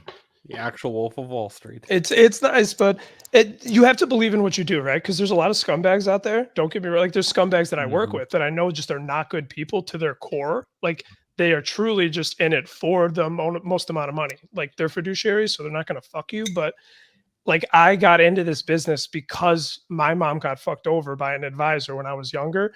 And she's a single mom on a teacher's salary. And so like, that's my story to my clients, and that's reality. And so people that resonate with that understand where I'm coming from, it's very easy for them to be like, yeah, I mean, I trust you. You have a good personality. I click well with random strangers. But it's a lot of fun. The real question is that how good is that Bitcoin ETF selling? So everyone I know in the industry fucking hates Bitcoin. Now, I don't know if it's because they're jealous of the potential it has, this and that, and it's just old heads pushing down on us new heads saying like, don't trust it. But like, I've never heard a positive thing about Bitcoin in my bubble. And it's crazy because I'm sure you guys hear it all the time on Twitter and this and that. But like in my ecosystem, the word Bitcoin does not come up on a day-to-day basis. Did you catch that Graham Stephan podcast? No. What was he talking about? Wait, was it the fuck? He was like doing some scam. The guy from MicroStrategy? Yep. No. Yeah, he had like the old CEO of MicroStrategy. He made very compelling points about Bitcoin. Really? Like, I mean, like way outside the realm you normally hear all the normal talking points and all that. Like he made a lot of, I listened to the whole thing, and like a lot of things I hadn't thought about before. Like it made a lot of sense. I get why they went all in on it. I'm gonna have to toss that on the watch. It was on the the coffee hour. Fernando's in the house. What's up, dude? What's up, man? I just wanted to say hi to everybody. I'd rather, Fernando, how we doing, man? We're doing good, guys. How are you? I'd rather Yeah. Shaka promote Bitcoin than like CDOs or anything like that. None of this is financial advice, and I only do Pokemon Ava's Binder style to grow my own personal collection. This is not 100% financial advice. financial I'm not a advice here. financial 100% advisor advising financial anybody advice. in this chat, and I do not Chuck, work for I Merrill. had a question. Yes. So All you right, said it was Michael Saylor. It was like 3 weeks ago. Michael Saylor. so Shaka Zulu, you said your mom got screwed over by a financial advisor. I was always wondering, like, does a financial advisor have any liability or repercussions if they fuck up someone's like whole portfolio, or do they pretty much just get off scot-free? Or, you know, do you have any fear that there's anything that's going to happen to you if you mess up bad on someone's portfolio? Well, it's kind of a loaded question because yes, there's if you work at Fidelity, you're a financial planner. You're not a financial advisor, and you're not a fiduciary. So I am a fiduciary, meaning I'm legally bound to do what's in my client's best interest. Whereas if someone at Fidelity calls you and says, "Hey, do this and this," they're financial planners. They didn't take their Series 7 exam. They don't have the ability to charge wrap fees, and they could tell you to invest in Bitcoin and rug pull you and be on a boat and not have to fucking face any repercussions. For me, if that were to happen and I don't have the notes showing, and every call I ever make is recorded, and so if they go back and they audit that, and because of a client complaint, I could go to jail. And so it's yes, I have repercussions as a fiduciary. It's the highest standard in the advisor financial planning industry. But it's just a title you get for working at a specific company at the end of the day. That's interesting.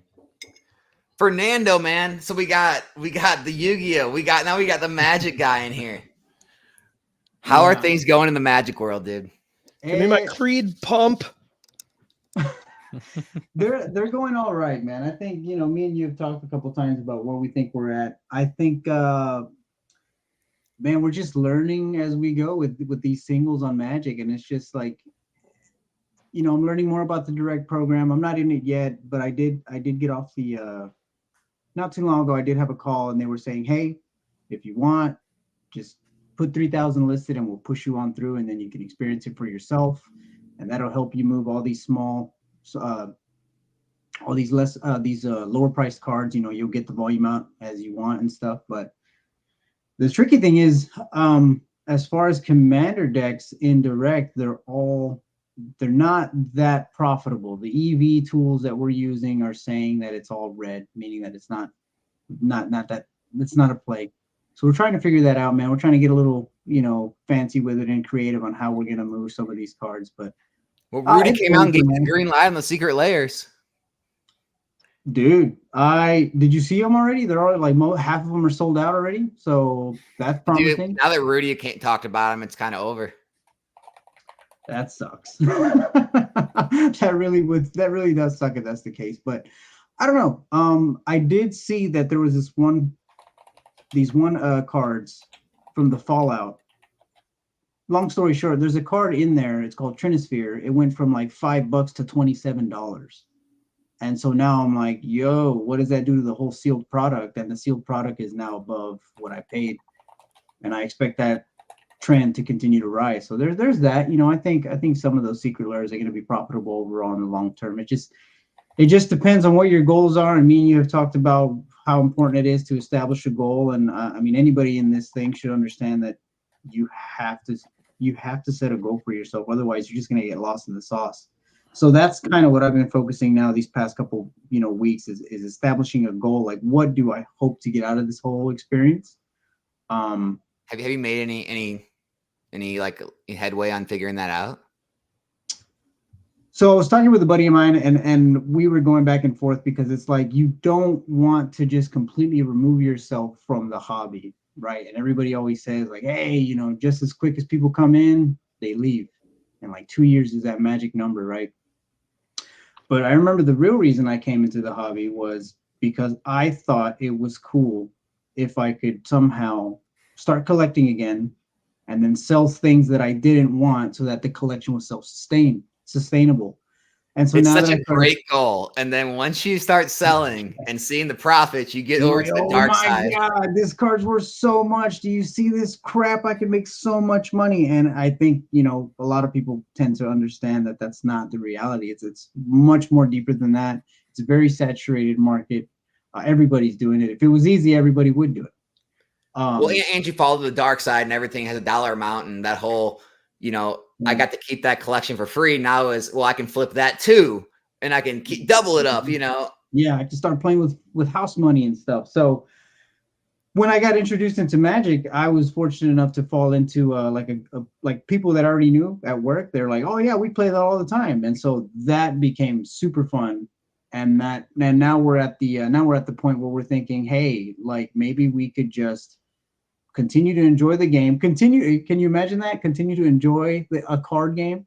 Enjoy the game for what it is, and then, you know, maybe continue to buy things here and there and just sell off what you don't want so that you can basically have deck upgrades or just products that you want, like for free, quote unquote. And you know, hopefully we have some of these things long enough to where they're profitable over the long run. But I think I'm scaling back a lot and taking, you know, peeling back some of that optimism and maybe seeing it from the perspective of a player. And I hope that can teach me some things about, you know, maybe making some money off of these cards again. I mean, I know you said you talked with Eli too. Did that help at all? Did that? Yeah. So he was guiding me more towards like, hey man, like, I don't think it was an interesting take. He told me that for what I'm trying to do, I should focus on building a bankroll, building a snowball, and kind of just churning and burning these products, like buy stuff to flip in the immediate short term. And, you know, short term, that's kind of relative to different people. It could be 3, 6 or 9 months or whatever. But he told me that in his opinion, I should focus on not investing, not putting my money into booster boxes, because that can't make me money now. I was like, all right, because you're paying the wholesale program. What's up? Did you expect something different? No, it made sense, but I kind of did. I guess I don't know. I don't know what I expected, but it does make sense. Like if you're paying, you know, your wholesale program fees every month and you're just buying stuff to invest, well then you're not paying for it. You're not doing anything to recoup those fees. And so he said that I need to look out for those basically those deals that Disho will offer, that it's shit product. Like we have like trainer toolkits or build and battle boxes that are bundled with something, when at face value, when they're first released, you're like, nobody wants them. But now they're 50% off. Now they become great products because the cost basis per pack is so low. But then, you know, I joined in on this conversation right at the point where we're like, yeah, selling single packs is kind of rough. Like, if buying single packs is kind of rough, I can only imagine how it is selling single. Well, I mean, here, let's I mean, Ethan, you guys take large amounts of product, you and your business partner. I mean, I assume you guys have to take a bunch of junk as well. Oh yes, I loved all the Palafin. I think you discussed all the Palafin that I had to crack. So how do you go about, you know, making the best play profit? Do you hold it? Do you break it down? Do you just try to just take losses on it just to move it so you keep getting more of the good product? Like, how do you guys handle it? The goal is always, of course, to at least make your money back. I mean, at least break even on the garbage. I mean, it doesn't always happen. It's one of those where sometimes it's one of, like, especially in terms of like space and all that, sometimes it's easier just to dump stuff to get at least recoup something back.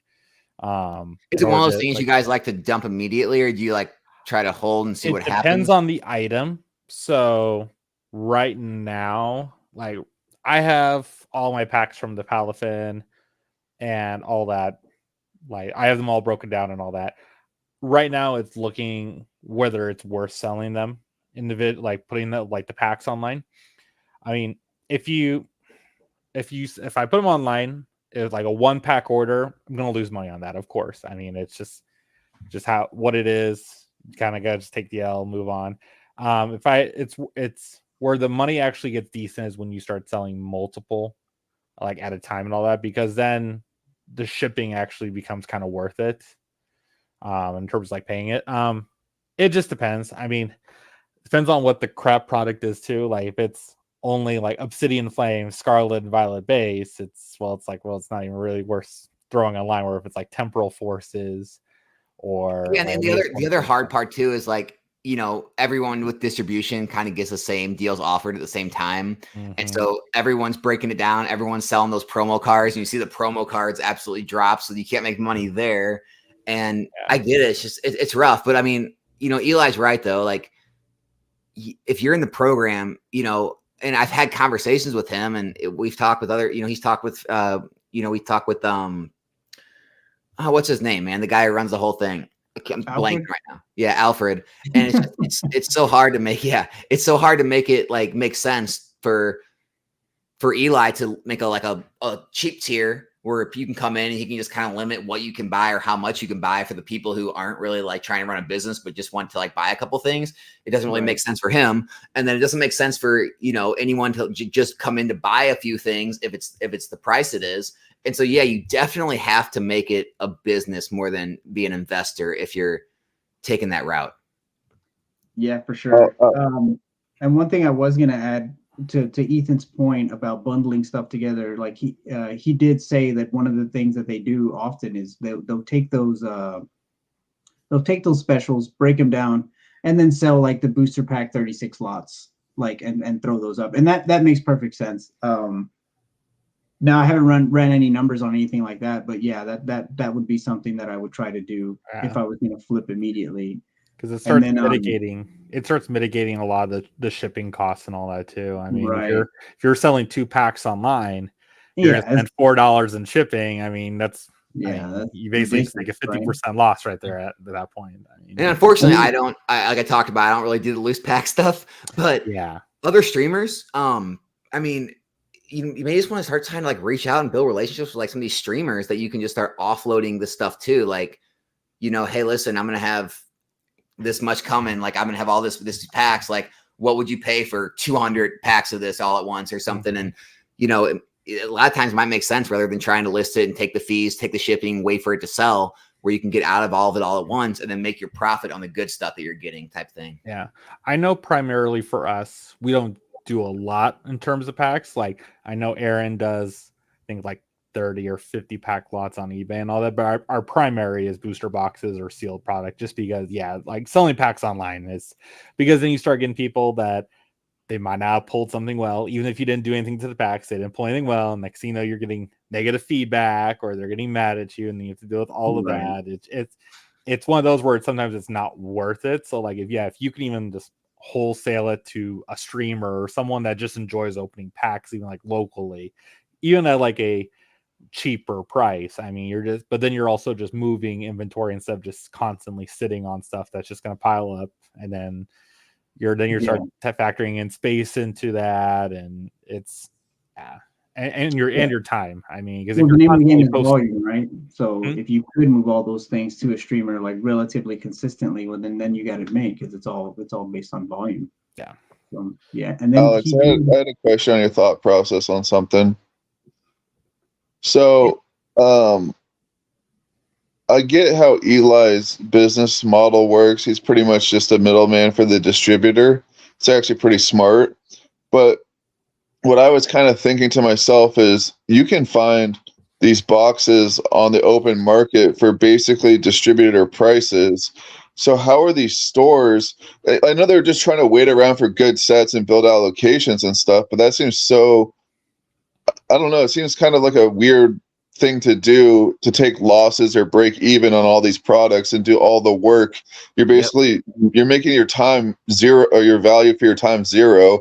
How are people making money on booster boxes when they're buying them and selling them for below what they're getting them, or break even, just to hope that they get like a 151 set that might get a reprint and screw them over in the end? I mean, it seems like such a cutthroat. I don't know. I'm not seeing where the profits are being made. I'm looking over there, Mason, Ethan, man. They're the ones that He's falling off in his chair right now. All right, well, here, I can't reveal anything, obviously, but okay. So first off, like everything Ethan told me about how the dirty world of TCGs work, right? The dirty you guys know, world. like, obviously, people like P Football Pete or these big guys, they have deals with eBay where they're paying less fees.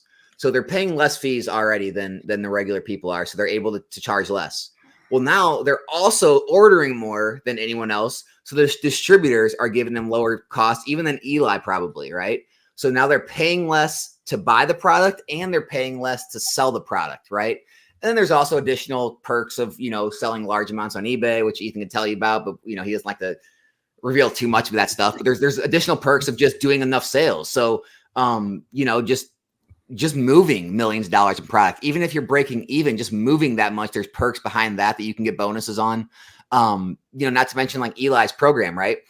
There's credit card rewards, right? Like just 2% credit card. If you're moving millions of dollars a year, and even if you're breaking even, well, what's 2% of, $5 million? Do the math, right? You're making that amount of money just in credit card rewards, just for moving the product. So, that's like $100. That's like $100,000, right? If I did the math right, and that's how they can afford to break even on a lot of products. There's like Ethan does pre-releases. So like pre-release on TCG Player, how everyone sees all those Pokemon Center ETBs or all the booster boxes, they all sell like up there, 110, 115, 120. So they make a lot of money pre-releasing things. And then when the product comes out, maybe it drops and they're not making as much money anymore, but they've already got rid of a lot of their supply.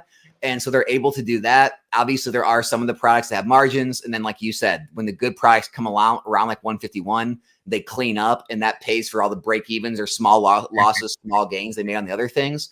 And so, it's a lot deeper. But yeah, like for a new person trying to like join Eli's program and get their boxes, and after shipping and distro fees, you're paying 91, 92 a booster box. You can't compete. That's the simple truth of it. You can't compete. You have to find other routes. You have to find, like, Fernando does, breaking down, certain products to get the singles and swap the packs out. And there's margins to be made there. But no, like the simple answer is you're not going to be able to compete. You're not going to make money. Yeah. It is what it is. And depending on the product, some stores or people that sell have enough capital to where if a set's not performing well, like for example, like Scarlet and Violet Base, it didn't perform well right in the beginning and all that.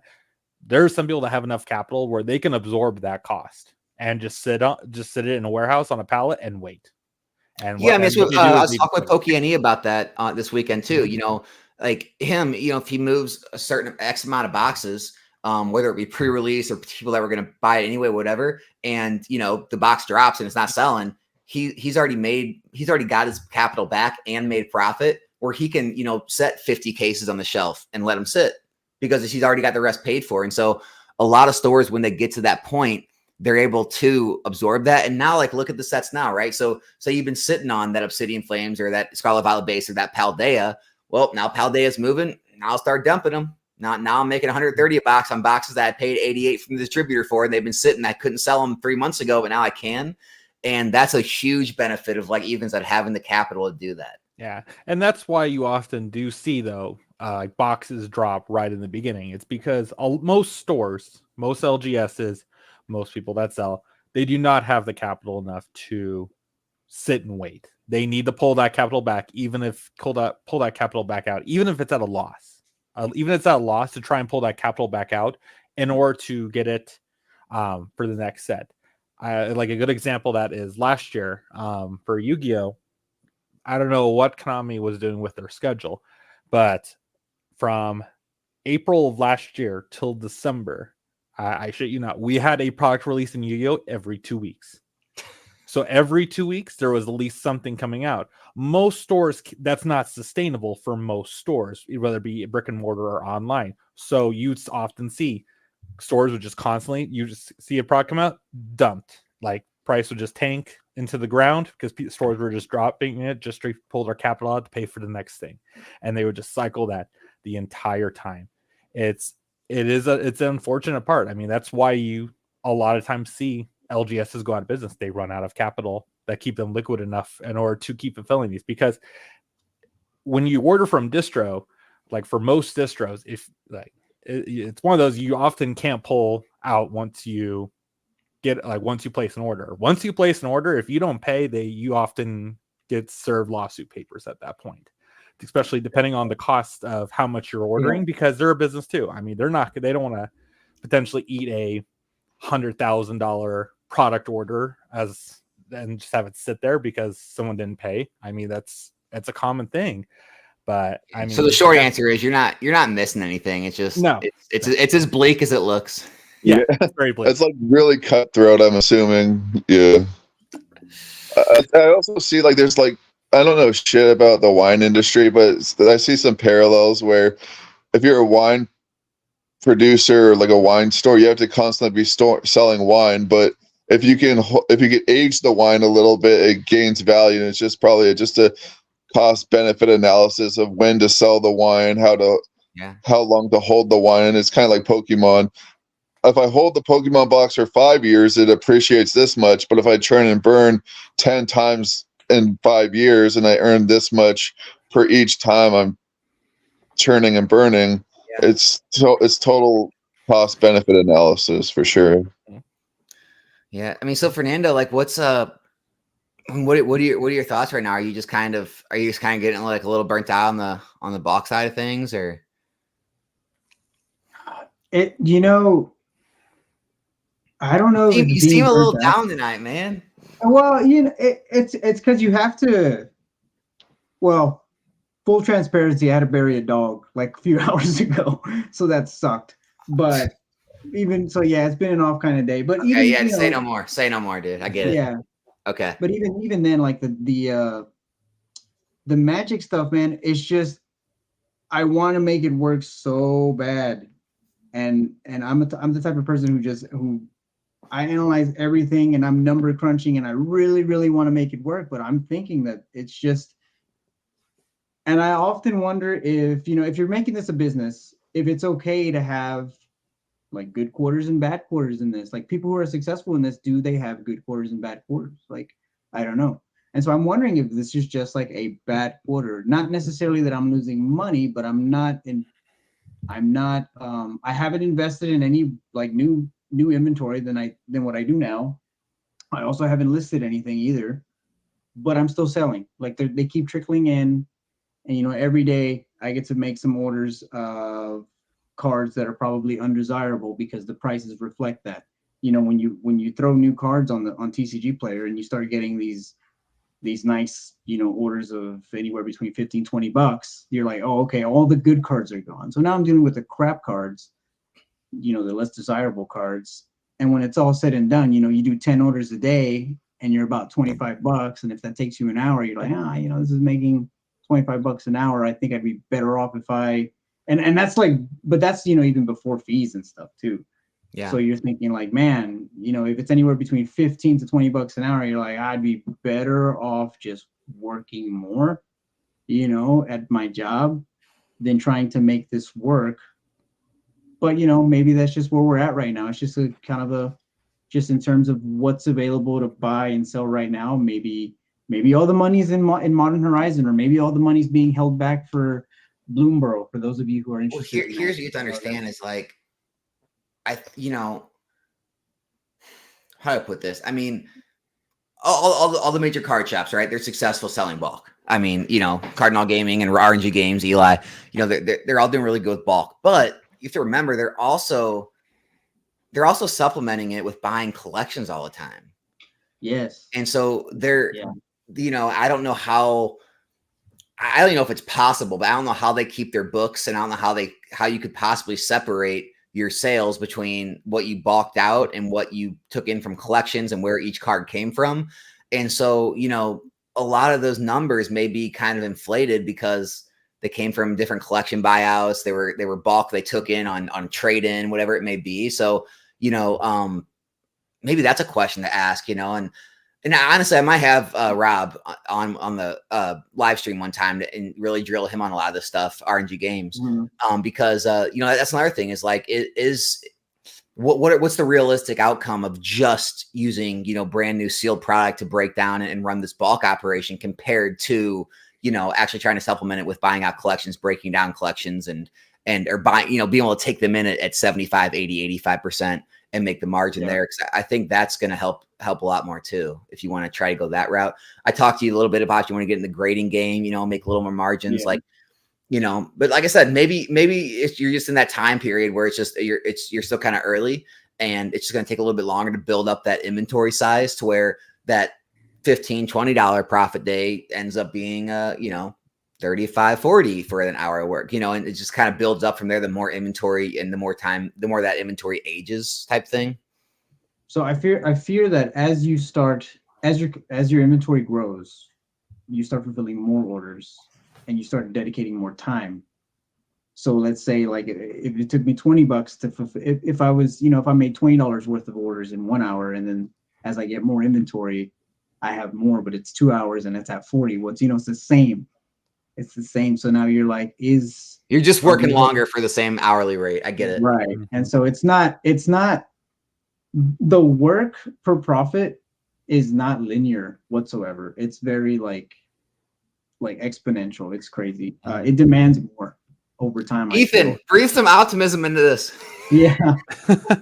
Something. I mean, it's a lot of people don't often see the behind this, like just in like most player bases, they don't see the behind the scenes, the administrative parts of it. They just say, I see it all the time in Yu-Gi-Oh! Like, oh, it's such free money. And it's like, no, there's actually a lot of work that goes on behind the scenes that most people don't get to see. But I mean, it's one of those you got to keep grinding. I mean, I mean, what some of the silver lining is, like, I get to see cards all the time. Like, I get to see brand new cards. You get to see, and that's kind of where I go back to the original goal of just doing this long enough throughout the sets so that I can actually enjoy playing with the cards, right? Because I have found myself enjoying the game more, and you get excited to see the newer mechanics because you have friends that play the game and you want to shit all over them and finally win one. I haven't won one yet, but just you have to make light of those things too. Like, it can't all just be money. And I think we all know this, and I think me and you have talked about it. Like, if you create it, if you make it a job, you're taking the fun out of it, and then it just becomes this drag, man. And then I think that even perpetuates the burnout, and it's just like, what am I doing, man? So yeah, I for think most people, like like the shipping and the pulling orders and all that, it sucks. Some people claim they like it. Those guys are lunatics. But I thought I did. I was like, I don't know what Alex is talking about. And then like a month ago, I'm like, this is bullshit, dude. But I mean, as long as you're enjoying like all the rest of the process, I think you kind of overlook some of the things, tedious stuff. Yeah, and then, like, it comes back to being a hobby. And I kind of think that all hobbies are somewhat expensive. So this is just my hobby at this point, and that's fine. As long as you're not like losing your ass or like just throwing so much money at sealed product and you're just being very reckless. I don't think there's any harm in that. Because like I've said, I haven't lost any money, but I haven't done anything to kind of set myself above. I'll put it this way, any other entertainment or hobby is basically a guaranteed loss, right? Like, you go out and play golf, like, you're guaranteed to lose. Like, you have memories and you had fun, but you lost money, right? Oh, dude, I have friends, really close friends of mine, who love to gamble. They go up to Oklahoma like all the time, and this is their motto. It's an inside joke, and they're like, "It's just money." What do you mean? Like, you don't have casinos in Texas? No. We have one in Southwest Texas, but. Wait. When you say casino, you mean you guys have like I feel like I've seen videos have of card people houses, playing poker play like everywhere. So they have poker houses. Okay. But I think that's a little different than what I'm talking about. So this is like the full blown. I don't know if they have a WinStar World Casino anywhere else. No, I think that's just right on the Oklahoma-Texas border. I've been past there a couple times. Yeah. Okay. Yeah. So they go there all the time. My two buddies. And they'll take like a rack, maybe 2 racks. And I dude, straight up, like my buddy, we were leaving. I was like, hey man, come on, we gotta go. He's like, all right, stop me then. Like, come on, bro, we gotta go. All right, yeah, whenever you want to just pull me off, we'll go. And he's in the high limit tables. So to your point, yeah, man, there are absolutely hobbies where people just take massive L's and they still feel great about it. Speaking on what Alex said, is almost every hobby costs people shitloads of money, and they never see any returns at all. So it's pretty good that you get a hobby that you can actually get something back every once in a while. So that's one of the major benefits of getting into a hobby like this, is that if you genuinely love it and you find enjoyment out of it and it pays you back sometimes, it's like a win-win situation, because you're getting all the benefits, like mental health wise, if you want to call it that, and then you Sure. also make money too. Like Yeah. Alex was saying, you play golf. You know how much golf clubs cost, or let's say you go fishing, or you get a boat, or It's you, expensive, man. yeah. I will say though, like, you know, it's like there's two sides of this, right? It's like the safer route, like kind of like what you're doing, you're buying the guaranteed stuff. It's guaranteed breakdown. You have all the mathed out.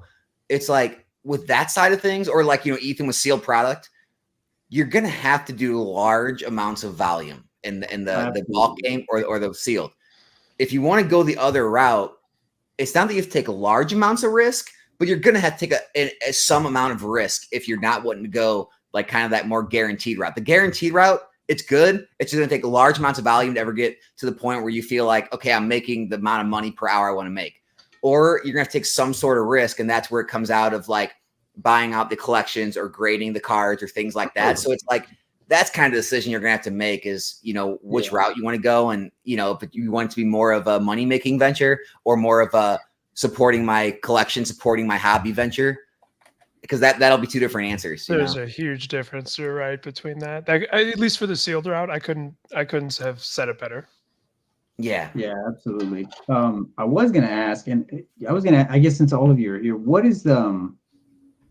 I got an item coming that is $600. That is, it has a market price of $600, and I'm gonna want to sell it fast. And I'm a little nervous about selling something worth $600 on TCG Player or eBay. Should I be? No. Mm-mm.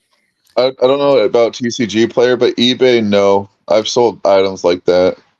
Okay. And what do you do to safeguard yourself? Just I mean, tracking. I've never had Just don't issues, go to but zero. Yeah. I never had Yeah. issue. But back in the day, I used to be, when I was like starting out, kind of, I was a little more paranoid, and so I mean, I used to do crazy stuff. Like I'll tell you some stuff I used to do. Like I used to have my wife like film me, Oh, I knew it. wrap, pack in the boxes, and then I take it one step further, right? I'd make like not like a signature, but I'd make like some type of marking over the actual box, and I'd tape it. That way, right? And, but at the end of the day, like that still wouldn't work. People could just say it wasn't in there. And so, here's the thing, man. Like, I think I'm like 1,something thousand items sold on eBay over 10 years. The only thing I've ever had happen is when I first started selling back before they had PWE, I sent a Dark Charizard back in the Team Rocket Dark Charizard.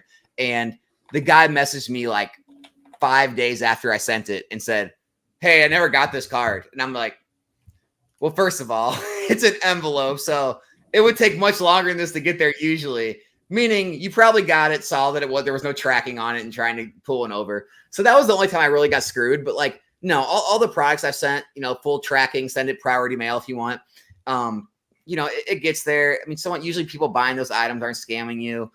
I know there's horror stories out there. And of course, we're going to say this and you're going to be the one person that gets screwed. But Yeah. Fernando, what is is it sealed?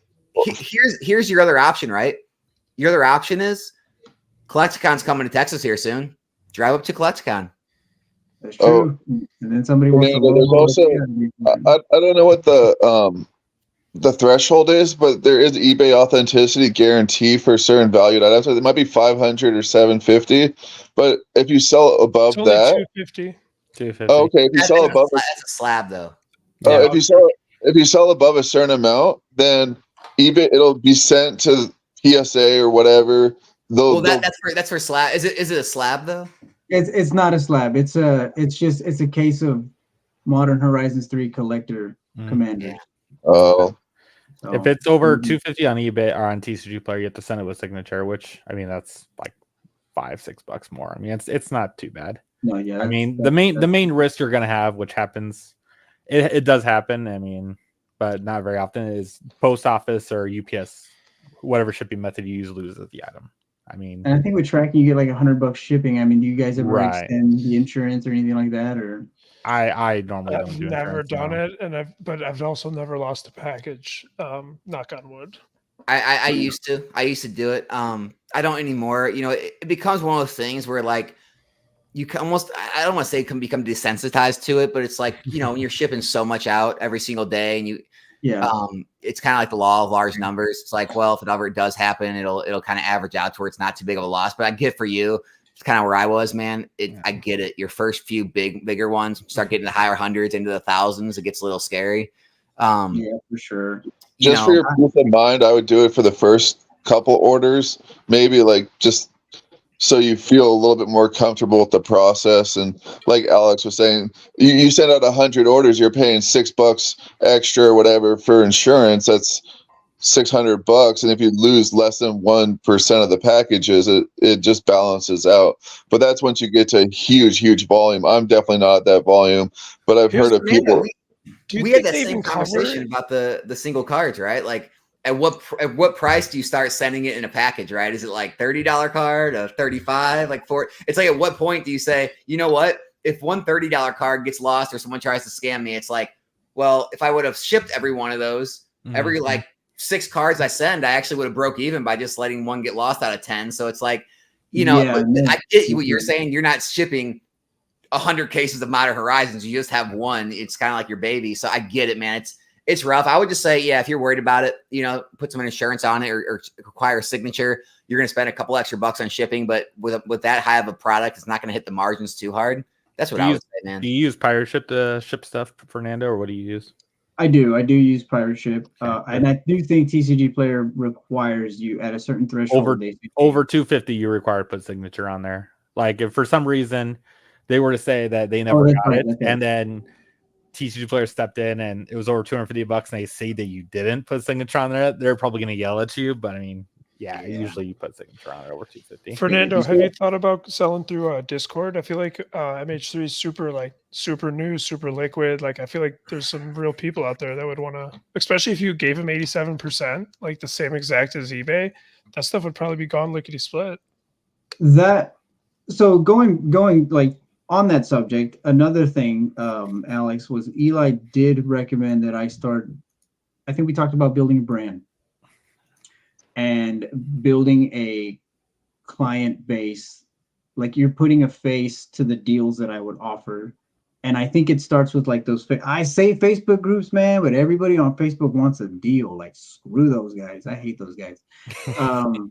And so Discord, I did contemplate that. Like that does seem like a good idea. Like with as much as, so I feel like I participate a lot in, you know, Alex's Discord and then Eli's Discord and a couple others too. But the thing about it is all these Discords have people that are like-minded like us. Like they're all maybe reselling. So I don't know if that's a good idea or not. But Well, you in were mine, they're saying not, that- right? In mine, you're going to have a lot of investors. You can't sell in those type of Discords, at least for me. I've never been able to. You have to go Right. into PokeVault's Discord. You got to go into like I'm in one called 777. There's so many out there where you just cannot go in the niche Discords because I would never buy a slab from anyone in that Discord ever because that's not me. Like I don't give a shit. And so like that's one less person in the Discord of we're a tight knit community. We probably got 80 people. I don't even know, but like you got to branch out to specifically collectors Discords, in my opinion. No, yeah, no, I agree absolutely, and that is one thing that I have on the you know, on the goal sheet, because I'm thinking about this item that we just picked up, and it's like, oh yeah, it's like you got it for significantly less because we, you know, I got it through Eli's program. It was like maybe $460, dude, for the case, and it's market price of like, what is it, like $620 now? So if I were to come out making like at least, I don't know, $75-$100 maybe, I would do that. But who in the Discord would buy that? Well, so let me ask you this real quick. Unless I heard you wrong, it sounds like even after eBay and shipping, you're breaking even on this. Is that how the math is? What did you buy? If 620, let's say you sold it for 620, you're paying, you're bringing home. Oh no, never mind then. You're probably bringing home 515 after fees, shipping, tax, signature. Okay. So, I mean, it's a quick flip for sure.